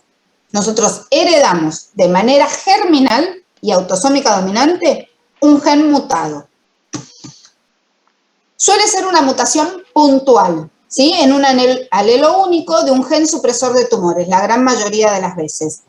Ya vamos a ver qué son los genes supresores de tumores. Son genes que inhiben el crecimiento celular. Si yo lo tengo mutado, esa capacidad de inhibir el crecimiento celular va a estar alterado. Entonces, ¿qué va a hacer? Va a favorecer que crezcan determinados tumores de manera ilimitada. Ejemplo, el gen del retinoblastoma, que es el gen RT. Otro ejemplo, la poliposis adenomatosa familiar. ¿Qué es la poliposis adenomatosa familiar? Son familias que tienen gran cantidad de pólipos en el colon, más de 100, y que se transforman dando origen a carcinoma de colon. Los síndromes de hiperplasia, de herencia, que son autosómico dominante, estos, ¿qué van a tener en común? Ya sabemos que es un solo gen, generalmente es una mutación puntual en un alelo único. ¿Qué otra cosa van a tener? Van a dar un tipo de tumor en un solo sitio y en tejidos específicos. No es que predispone para muchos tumores, predispone para un sitio y para un tumor. Retinoblastoma, ojo, no hay retinoblastoma en ningún otro lado. Poliposis adenomatosa familiar, tumores en el tubo digestivo, sobre todo en colon. Nada más que ahí. Entonces tienen una afectación tumoral de un solo sitio, de tejidos específicos, con un fenotipo marcador asociado. ¿Sí? Es decir, que están dentro de un síndrome, es decir, que ese paciente tiene un fenotipo, una presentación clásica. Y lo otro que suelen tener es que tengan penetrancia incompleta y expresión variable. ¿Qué sucede? Todos los hijos de un determinado matrimonio tienen el gen, ¿sí? Mutado, pero no en todos se da. ¿Por qué? Porque tienen penetrancia incompleta y expresión variable. ¿Sí? No todos van a desarrollar el síndrome por esa penetrancia incompleta y expresión variable. Esos son síndromes neoplásicos con herencia autosómica dominante. Vamos a un ejemplo clásico, poliposis adenomatosa. Mucha cantidad de adenomas en tubo digestivo, sobre todo en colon, que predisponen a cáncer de colon. Síndromes de reparación del ADN defectuoso. Nuestro ADN, en realidad nuestras células, cuando se duplican, copian el ADN, ¿sí? Hacen 2 copias de ADN para que la célula se divida, ¿sí? La doble hélice, esa. Entonces, cuando se copia el ADN, ¿sí? Se separan las cadenas de ADN, se duplican. Cuando se copia con errores. Eso se repara. Hay otras proteínas que vienen y reparan el ADN. Sacan la que estaba mal copiada y ponen una y lo reparan. Cuando nosotros tenemos un síndrome de reparación de ADN defectuoso, nuestro ADN no se puede reparar. Y eso genera inestabilidad de cromosomas o inestabilidad microsatelital. ¿Por qué? Porque tenemos un ADN que no se repara. Ese ADN que no se repara es más sensible a la exposición a factores ambientales.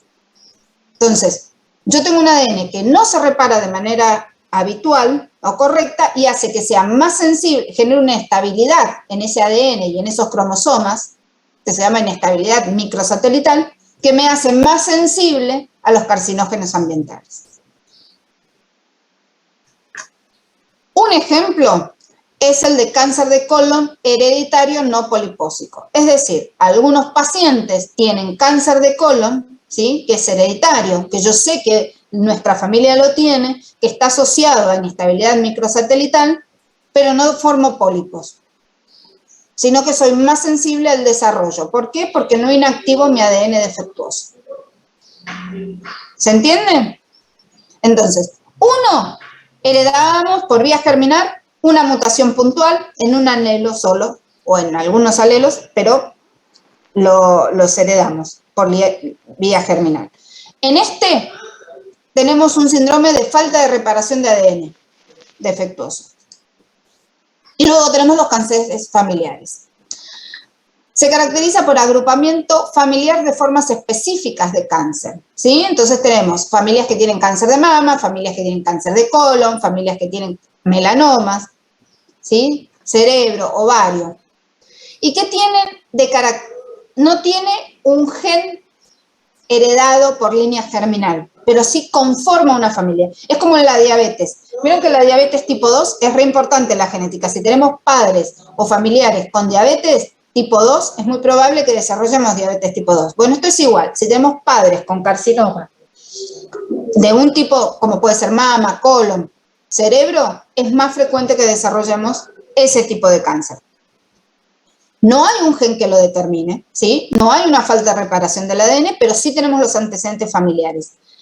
¿Qué tienen en común esas formas familiares de cáncer, ¿sí? O esos cánceres familiares? Se dan a edad más temprana, son múltiples o bilaterales, y bueno, no tienen un fenotipo marcado. Por eso es que cuando yo tengo antecedentes familiares de cáncer de mama o de cáncer de colon, tengo que hacerme mamografías a edad más temprana, endoscopías a edad más temprana. ¿Por qué? Porque aumento el riesgo de desarrollar cánceres a edad más temprana y que estos sean múltiples o bilaterales. Suele haber una predisposición autosómica dominante, ¿sí? Con una herencia multifactorial y una susceptibilidad que puede darse por múltiples alelos de baja penetrancia, que no están estudiados. ¿Hay alguna mutación? Sí, no está estudiada. Se sabe que pueden ser alelos de baja penetrancia, pero lo que nos importa es el antecedente familiar en determinados grupos de cánceres que aumentan la incidencia para que se desarrolle. Profe, Sí. si en nuestra familia entonces tienen, por ejemplo, un cáncer en el hígado, entonces tenemos que también hacer esta búsqueda en edad temprana, todo esto. No te entendí, ¿cáncer de dónde? Hígado. Hígado. El cáncer de hígado no suele tener tanta incidencia familiar, pero siempre que vos tenés un antecedente de cáncer, hay que registrarlo, ¿sí? Lo tengo en la familia a partir, te diría, de los 30, 35 años. Cuando voy al médico clínico, en mi control anual, se lo hago saber al clínico. Él va a saber cómo seguir. Si es un colon, te pedirá una endoscopía. Si es una mama, te pedirá una mamografía o una ecografía antes. Si es hígado, te pedirá una ecografía de hígado. Te pedirá enzimas hepáticas, ¿sí? Hay que tomar conciencia de que la agrupación familiar de tipo carcinógeno existe, y entonces si nosotros tenemos un cáncer, un antecedente familiar de cáncer, se lo tenemos que hacer saber a nuestro clínico a partir de cierta edad. para controlarnos. Esto no significa que vayamos a hacerlo, pero si lo hacemos y es diagnosticado de manera temprana, hace más posible de que nos curemos. Gracias, profe. De nada.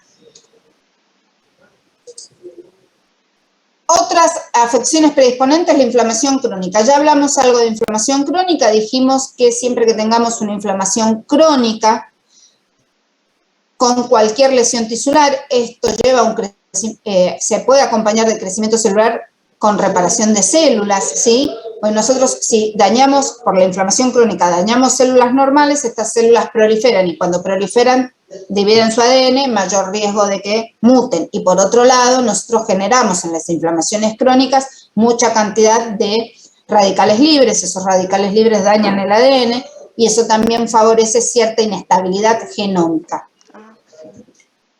Acá la importancia de tratar las inflamaciones crónicas, mejorar la microbiota. Vieron que ahora está, desde hace unos años, se hace mucho hincapié en mejorar la microbiota con dietas antioxidantes, ¿sí? Con una dieta balanceada que no genere tanta inflamación en el colon, porque la microbiota es muy importante. No solo en el desarrollo de cáncer de colon, sino también de otros tumores. En este caso, una inflamación crónica, ¿sí?, que tiene que ser tratada y que es muy importante tener en cuenta es la colitis ulcerosa. La colitis ulcerosa es una enfermedad de etiología desconocida que se da en pacientes jóvenes, al igual que el Crohn, que afecta todo el colon, ¿sí?, todo el marco colónico. El Crohn afecta a otros órganos aparte y que produce una inflamación constante del colon. Y esto predispone o nos hace más con mayor predisposición al desarrollo de cáncer. Acá puntualmente en el colon, porque es la colitis ulcerosa. Profe. Sí. Entonces, supongamos son los pacientes celíacos y que no cumplen con su dieta, van a estar en mayor predisposición a desarrollar cáncer, ¿no?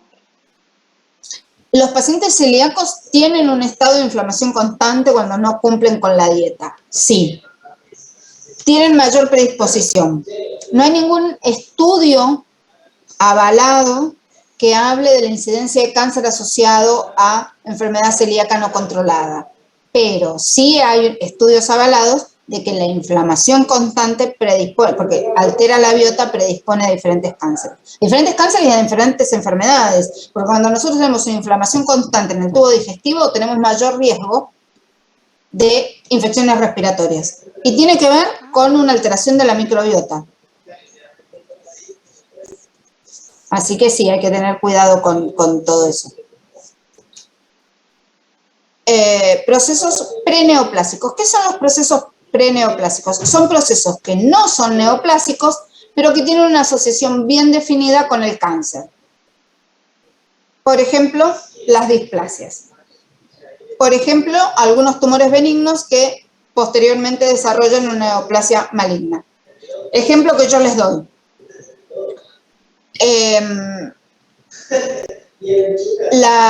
Los nevos displásicos. Los nevos displásicos son un lunar que tiene cierta displasia. Esos nevos displásicos hablan de que este paciente ya tiene cierta predisposición a los tumores de piel. Algunos nevos displásicos se pueden transformar y dar origen a un melanoma, pero la realidad es que la gran mayoría de los tumores surgen de nuevo. Pero sí habla de la predisposición del paciente. No es que esos nevos displásicos son los que van a dar origen al melanoma, pero sí me habla de que ese paciente tiene una predisposición a los cánceres de piel, puntualmente de tipo melanocítico.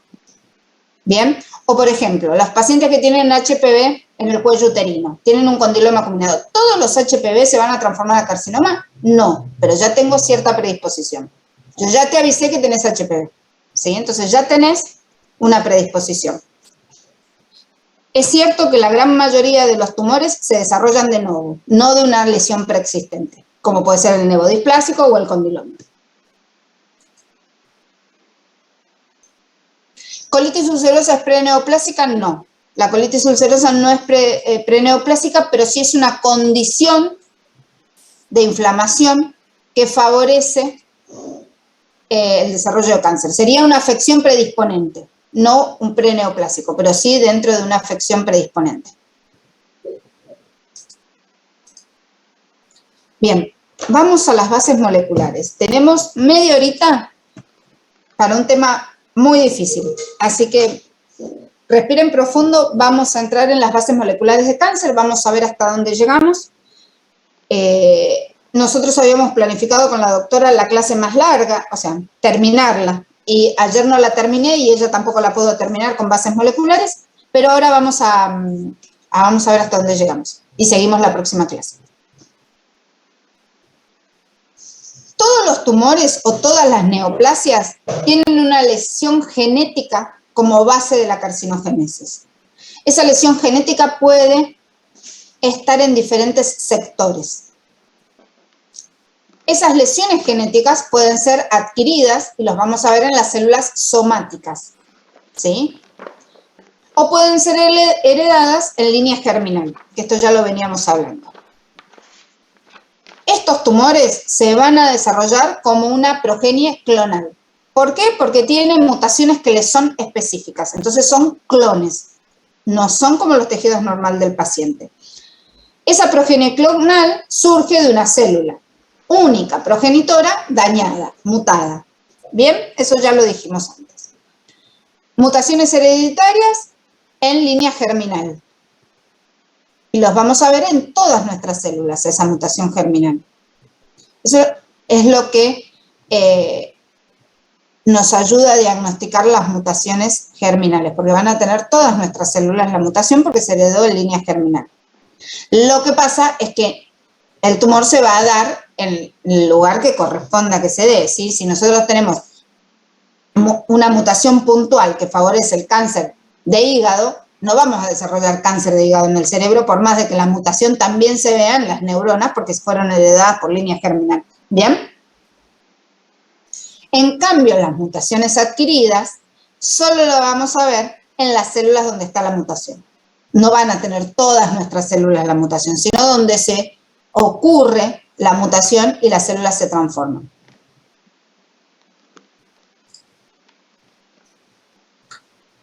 Los 4 tipos de genes reguladores que son blanco de mutación y que van a favorecer el desarrollo de una neoplasia son los protooncogenes, que son genes promotores del crecimiento, los genes supresores de tumores, que son genes que inhiben el crecimiento celular normal, los genes reguladores de la apoptosis, que son genes que favorecen o inhiben la apoptosis, ¿sí? Que son el medio por el cual eliminamos células mutadas. ¿Sí? La apoptosis nos sirve para eliminar células mutadas, entre otras cosas. Ustedes ya lo vimos en la primera era. Entonces, si yo tengo genes que regulan la apoptosis y tengo células mutadas, si están alterados esos genes, mis células que están mutadas no van a ser eliminadas. Y luego tenemos los genes reguladores o reparadores de la lesión del ADN. ¿Se acuerdan que ya hablamos un poco de esas síndromes de ADN defectuoso? Bueno, porque son genes que regulan la lesión del ADN. Esos defectos en la reparación del ADN predispone a mutaciones genómicas que se llaman fenotipo mutador. Si yo soy una persona que tengo defectos en la reparación del ADN, voy a tener un fenotipo mutador. Voy a tener muchísima predisposición a guardar mis mutaciones porque no tengo cómo eliminarlas. Entonces, soy una persona con células mutadas. Independientemente de que vaya o no a desarrollar un carcinoma o un tumor X. La carcinogénesis es un proceso en varias etapas, es una progresión tumoral, es eso que yo le decía, es una secuencia de eventos mutacionales, no es un solo evento aislado. A nivel genético, la progresión se debe a la acumulación de mutaciones.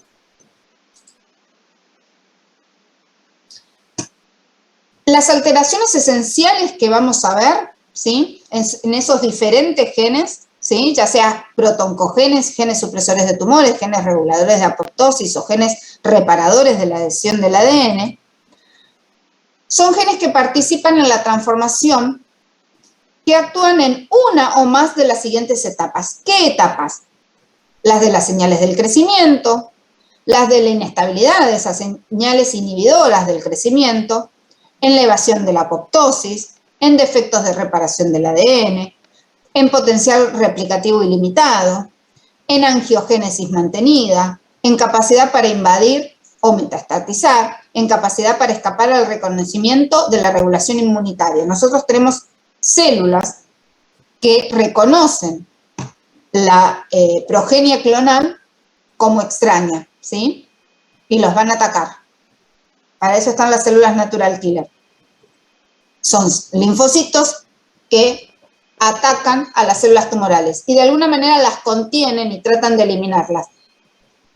Nuestras células tumorales son bastante inteligentes. ¿Por qué? Tienen autosuficiencia en las señales de crecimiento, entonces generan que sigan creciendo. Escapan de las señales de inhibición de crecimiento, evaden la apoptosis, tienen defectos en la reparación del ADN, es decir, que no pueden reparar el ADN ni mandar a senescencia o apoptosis las células que están dañadas. La angiogénesis es mantenida, pues necesitan tener una buena angiogénesis, una buena vascularización para seguir creciendo. Recuerden que crecen rápido. De hecho, hay una terapia blanco sobre la angiogénesis que se llama antiangiogénesis. Capacidad de invadir y metastatizar, capacidad de escapar al reconocimiento y regulación inmunitaria. Vamos a ir viendo algunas. Autosuficiencia en las señales de crecimiento.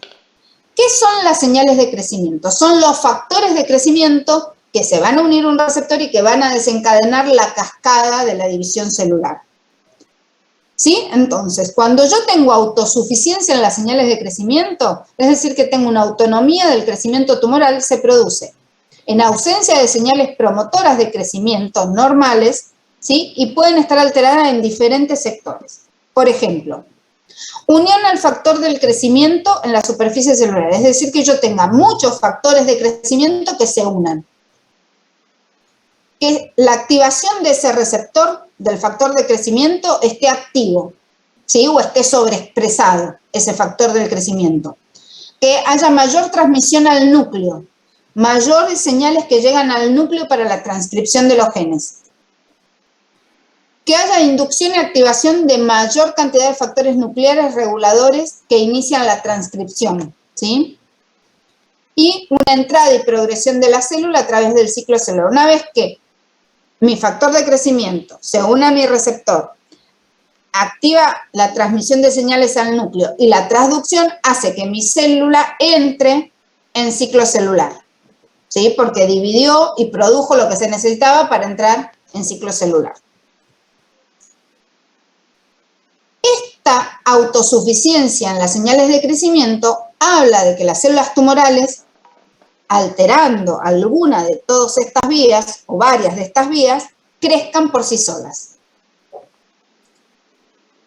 Bien, los factores de crecimiento están afuera. Nosotros podemos tener aumentados los factores de crecimiento porque secretemos mayor cantidad de factores de crecimiento desde el tumor.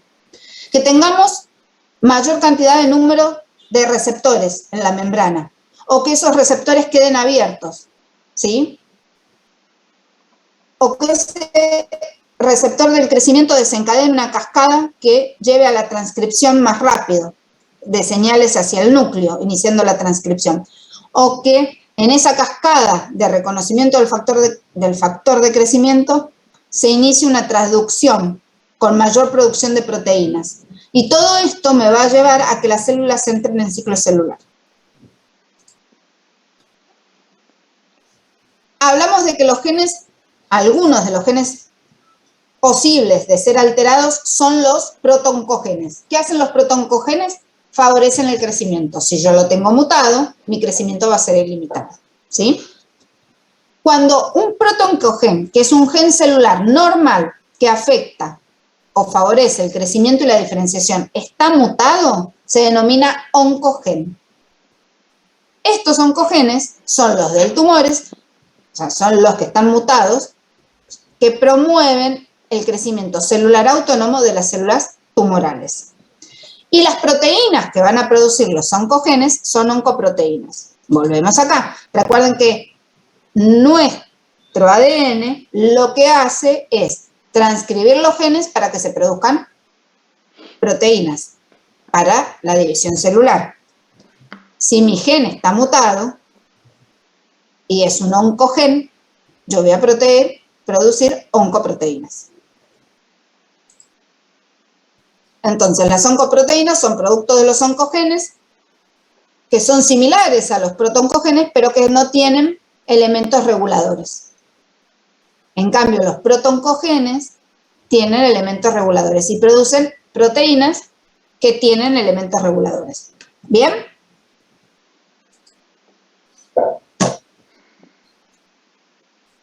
Esos protoncogenes pueden estar mutados dando origen a oncogenes en diferentes sectores, ¿sí? O por diferentes mecanismos. Pueden tener una mutación puntual, pueden tener un reordenamiento cromosómico o pueden tener una amplificación genética, ¿sí?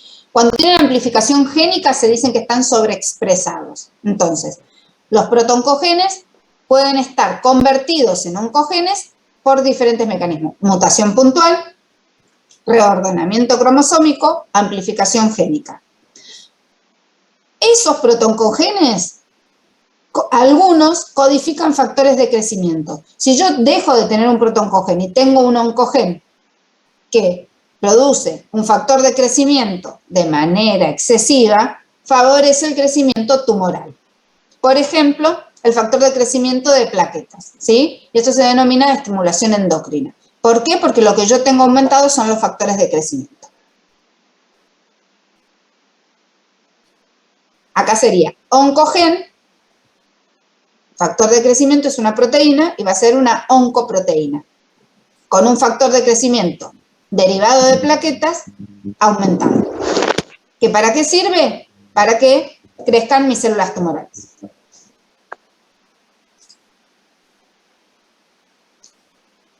Hay algunos protoncogenes que codifican receptores de los factores de crecimiento. ¿Se acuerdan? Los de la membrana. Acá, factores del crecimiento.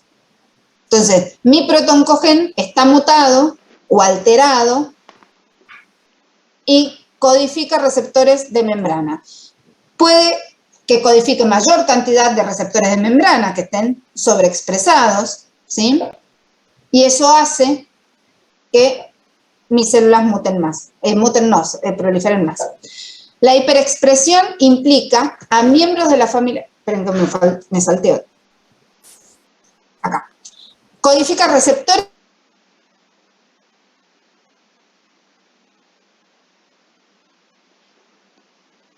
Sobre todo los de tirosinquinasa. Entonces, ¿yo qué tengo? Mayor expresión de receptores a nivel de la membrana y son con función tirosinquinasa. Esas mutaciones en los receptores de crecimiento llevan a una activación, hace que mis receptores estén activos sin que se unan a un factor de crecimiento. Y si yo tengo mi factor, acá, mi receptor activo, se desencadena la cascada sin necesidad de un factor de crecimiento. Ejemplos, mutaciones puntuales. El gen RET, que lo vemos, el del retinoblastoma, los vemos en las neoplasias. MEN significa neoplasia endocrina múltiple.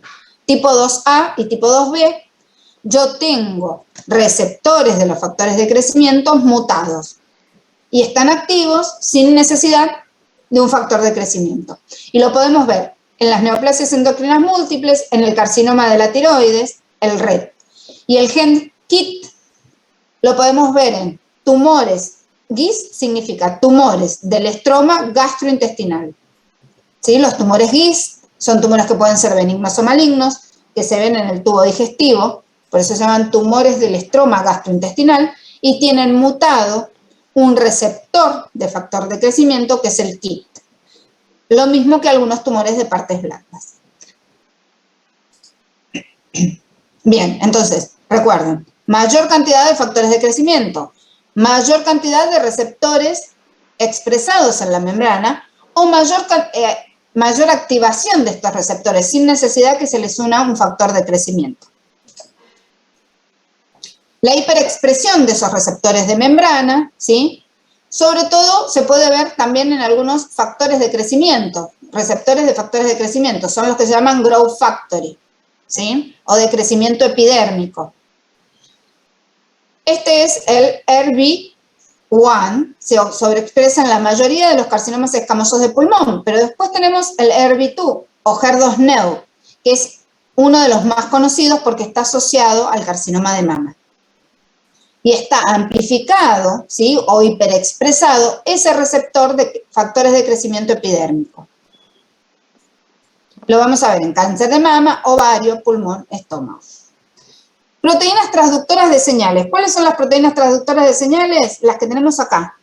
Tenemos el factor de crecimiento, el receptor y una proteína de membrana, ¿sí? De transducción.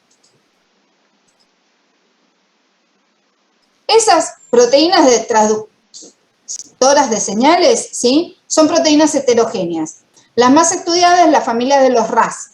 Tenemos KRAS, HRAS, NRAS. Son proteínas G. ¿Se acuerdan la proteína G que vimos que también actuaban como factor de reactante inflamatorio? Bien. ¿Por qué? Porque inician señales de transducción en las células. Aproximadamente entre el 15 y el 20% de los tumores tienen proteínas RAS mutadas y suelen ser mutaciones puntuales. Esas mutaciones puntuales en esta proteína RAS hacen que la ATPasa, la G-ATPasa, hacen que no esté activada, ¿sí? Porque carecen de GTPasa activada.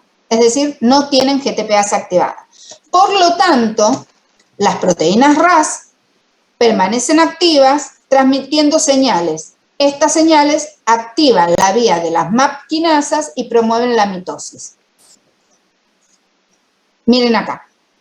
Factor de crecimiento, receptor, proteínas, RAS. No tienen la GTPasa activada. Y como no la tienen activada, el RAS continúa activada y sigue mandando señales de transcripción al núcleo. O de transducción, perdón, al núcleo. Perdón. Si yo sigo transmitiendo señales de transducción al núcleo, activo la vía de las MAP quinasas y promuevo las mitosis. ¿Dónde vamos a ver alteraciones de las familias del RAS? ¿Sí? ¿En qué tumores? El KRAS en tumor de colon, pulmón y páncreas. ¿Sí? Entonces ya podemos ver que el pulmón puede tener KRAS, puede tener ERB1, perdón. El HRAS puede tener en vejiga o riñón. El NRAS en melanomas o tumores hematológicos. Esto ya lo vimos, pero recuerden eso. Nosotros tenemos, por un lado, una alteración en mi receptor. Lo tengo un receptor tirosinquinasa completamente activado por una mutación. Por otro lado, puedo tener mi RAS activado porque tengo una inhibición de la GTPasa. Entonces, como la tengo inhibida a la GTPasa, el RAS continúa activo, sigue mandando señales hacia la vía de las MAP quinasas y eso hace que la célula se divida. Tenemos algunas alteraciones en las tirosinquinasas no receptores, ¿sí? Y esto se puede ver por translocaciones o reordenamientos genéticos. Un ejemplo clásico es el gen ABL, ¿sí? Que es el del ABL-BCR, que es el del cromosoma Filadelfia. Es un gen que se da por una translocación homóloga y recíproca, es decir, que un pedacito del gen 9 se pega en el 22 y un pedacito del cromosoma, un gen del cromosoma 9 se pega en el cromosoma 22. Y en el mismo sector, un pedacito del cromosoma 22 se va a pegar en el cromosoma 9. Y eso se llama translocación recíproca y homóloga, con un gen de fusión que es el cromosoma Filadelfia, ¿sí? BCR-ABL. Eso tiene alteración de tirosinquinasa y no es mediado por receptores. Y se ve en la leucemia mieloide crónica, ¿sí? Un marcador de la leucemia mieloide crónica es el cromosoma Filadelfia y es por el gen de fusión BCR-ABL. Factores de transcripción, ¿sí? son las señales que hay dentro del núcleo, ¿sí? Y se ven estos factores de transcripción como productos de oncogenes. ¿De qué oncogenes? El MYC, el JUN, el FOS, el MYB, ¿sí? Que son factores nucleares que regulan la transcripción de genes relacionados con el crecimiento. Vamos acá. Acá tenemos el MYC, pero podemos tener el FUS, el MYB, como factores de transcripción que van a estar mutados y van a estimular la transcripción de genes a nivel nuclear.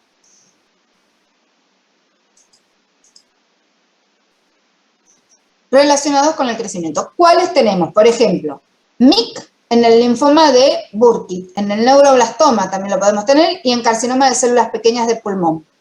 El gen MYC o oncogen MYC, linfoma de Burkitt, neuroblastoma, carcinoma de células pequeñas de pulmón.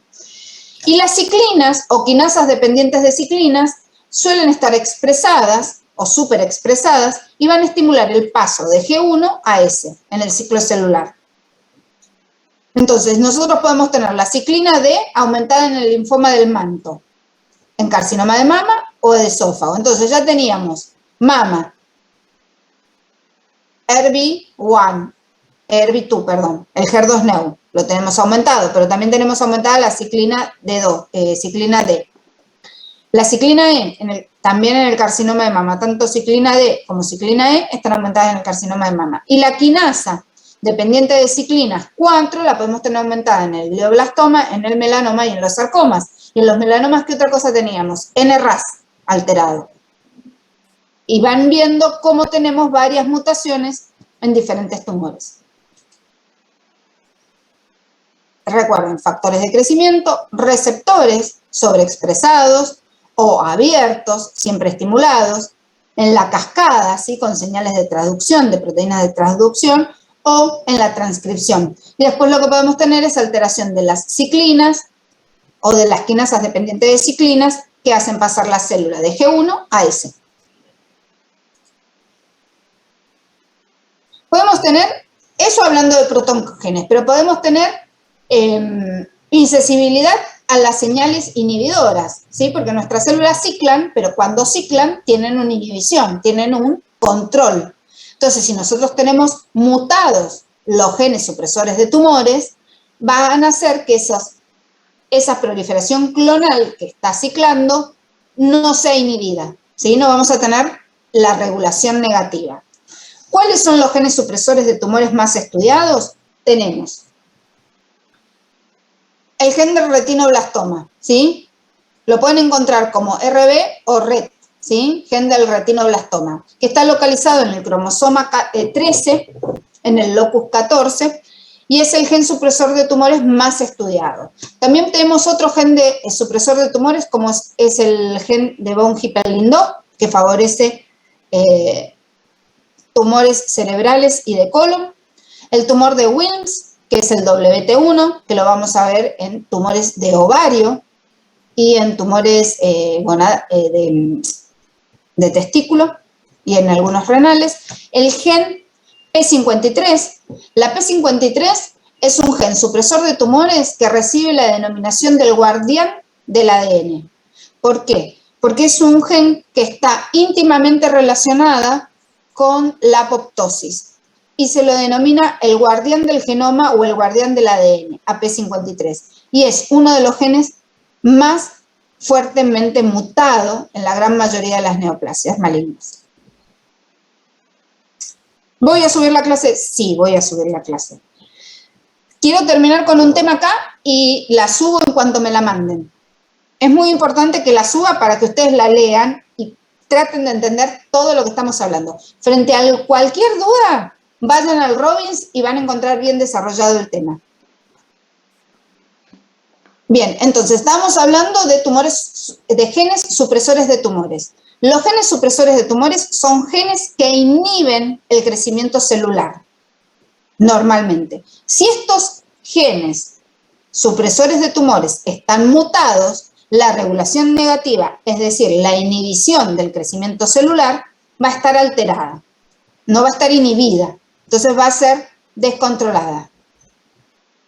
No tengo el Robbins en PDF. Fíjense en la biblioteca de la facultad. Yo traté de entrar a la biblioteca de la facultad y no lo logré. Tengo que preguntar bien cómo hago para entrar y si lo llego a tener en PDF, les aviso. Bueno, esos genes, inhibidores o supresores de tumores, ¿sí?, que inhiben el crecimiento celular, al estar mutados, no van a inhibir el crecimiento de las células tumorales. Nombramos el del retinoblastoma, el de von Hippel-Lindau, el tumor de Wilms, WT1, que lo vamos a ver en ovario y en células en tumores renales, el gen P53, que es el guardián del genoma o el guardián del ADN, que lo vamos a ver en muchísimos tumores, es el más ampliamente mutado, el gen del PTEN, que lo vamos a ver en algunos tumores de ovario, el gen de la neurofibromatosis tipo 1 y tipo 2, que predispone a tumores en el sistema nervioso central y periférico, la ecaderina, que también lo vamos a ver, el gen de la ecaderina, que también lo vamos a ver en algunos carcinomas del mama, la P16, que es una quinasa, que lo vamos a ver en carcinoma de cuello uterino, el BRCA1 y el BRCA2, que lo vamos a ver en cuellos de ovario, de mama, este también está relacionado en tumores de estómago. Y lo que tienen que recordar es que este, que es el del retinoblastoma, que lo van a encontrar así, RB o RET, el 40% son familiares, ¿sí? Y los restantes son esporádicos. Cuando son esporádicos, tiene que la ocurrencia familiar y la esporádica implica la hipótesis del doble impacto, es decir, que necesitamos ambos alelos del locus del retinoblastoma que estén inactivados para que se desarrolle el retinoblastoma. Y esto también se da en otro tipo de tumores, donde nosotros necesitamos que ambos alelos de algunos genes, ¿sí?, en el del retinoblastoma y en algunos estadios de P53, se da que ambos estén inactivados para que se desarrolle el tumor. Y eso se llama doble impacto.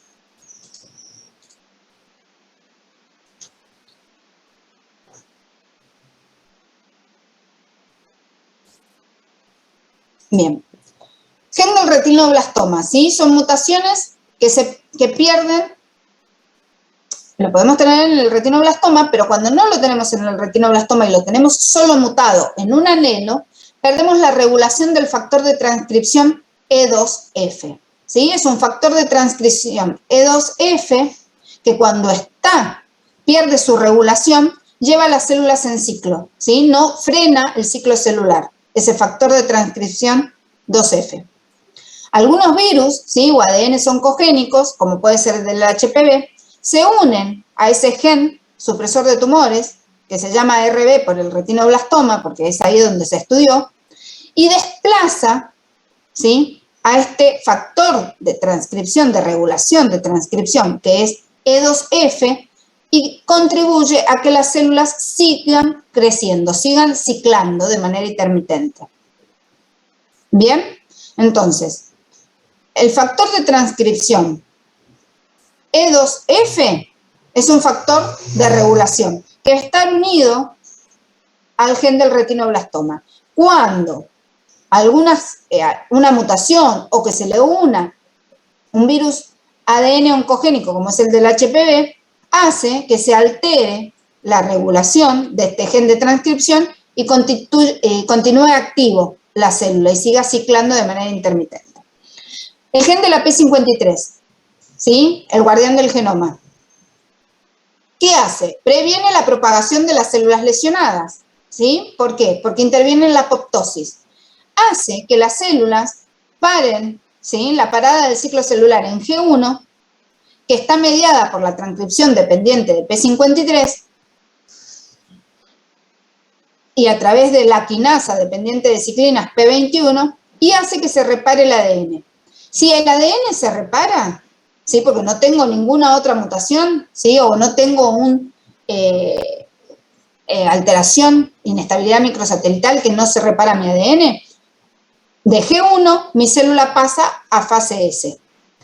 Pero si no se repara, P53 induce la apoptosis aumentando la transcripción del gen proapoptótico BAC. Pero si yo tengo mutado P53, mis células en parada de G1 no van a entrar en reparación. Entonces van a seguir mutadas. Y por otro lado, al tener mutado P53, tampoco voy a inducir la producción del BAC, que es un proapoptótico. Recuerden que P53 es el gen que más ampliamente está mutado y se encuentra expresado en más del 50% de las neoplasias, su mutación.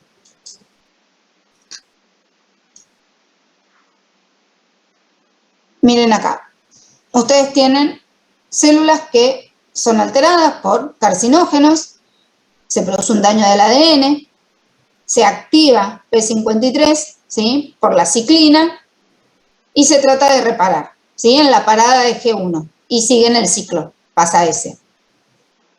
Si no se puede reparar, ¿sí?, puede activarse la apoptosis e ir a través del VAX e ir a apoptosis. Y si no, lo que a veces pasa es que de G1 no siguen a fase S, porque como no se reparó el ADN, entran en senescencia. Pero eso también está mediado por la P53. Entonces, si yo tengo alterada mi P53, mis células no van a reparar su ADN, no van a entrar en apoptosis, ni tampoco van a ir en senescencia. Van a seguir reproduciéndose, generando tumor. Algunas personas heredan por línea germinal una copia mutante del gen de P53, ¿sí? Y tienen esa predisposición que habíamos hablado de ADN defectuoso. Bien, uno de los síndromes de ADN defectuoso se llama síndrome de Li-Fraumeni, que tienen mayor riesgo de padecer tumores por inactivación del segundo alelo por mutación de células somáticas. Yo tengo una sola copia mutante y tengo un síndrome de Li-Fraumeni, entonces tengo cierta predisposición. Pero ¿cómo solo voy a desarrollar la neoplasia? Si yo tengo un alelo mutado, una copia mutante. Si mi otro alelo se muta de manera adquirida, ¿sí?, en células somáticas, yo voy a desarrollar tumores. Si no, solo tengo una predisposición, ¿sí?, familiar, como es el síndrome de Li-Fraumeni de ADN defectuoso. La vía del gen APC beta-catenina. Esta vía del gen APC beta-catenina se da en el cáncer de colon cuando está alterada, ¿sí?, con un alelo mutado para este gen, que es el gen APC, se desarrollan múltiples pólipos adenomatosos que pueden transformarse en carcinoma de colon. Algunos carcinomas esporádicos de colon también tienen o responden a la vía del gen APC. La proteína APC se une, ¿sí? Este es el gen que produce una proteína. Yo tengo un gen mutado, voy a producir una oncoproteína. Se va a unir a la beta-catenina y va a regular la degradación, va a regular su degradación. En su ausencia, si está mutada, se trasloca al núcleo incrementando la proliferación celular, ¿sí? Entonces, mi gen mutado, mi gen normal se une a la beta-catenina y regula su degradación, ¿sí? Y se frena el ciclo celular, la proliferación celular. Pero si está mutada, no se va a inhibir y va a aumentar la misma, traslocándose al núcleo e incrementando la proliferación celular. ¿Cómo aumenta la proliferación celular? Porque aumenta el CEMIC y la ciclina de una, entre otras cosas. Vía de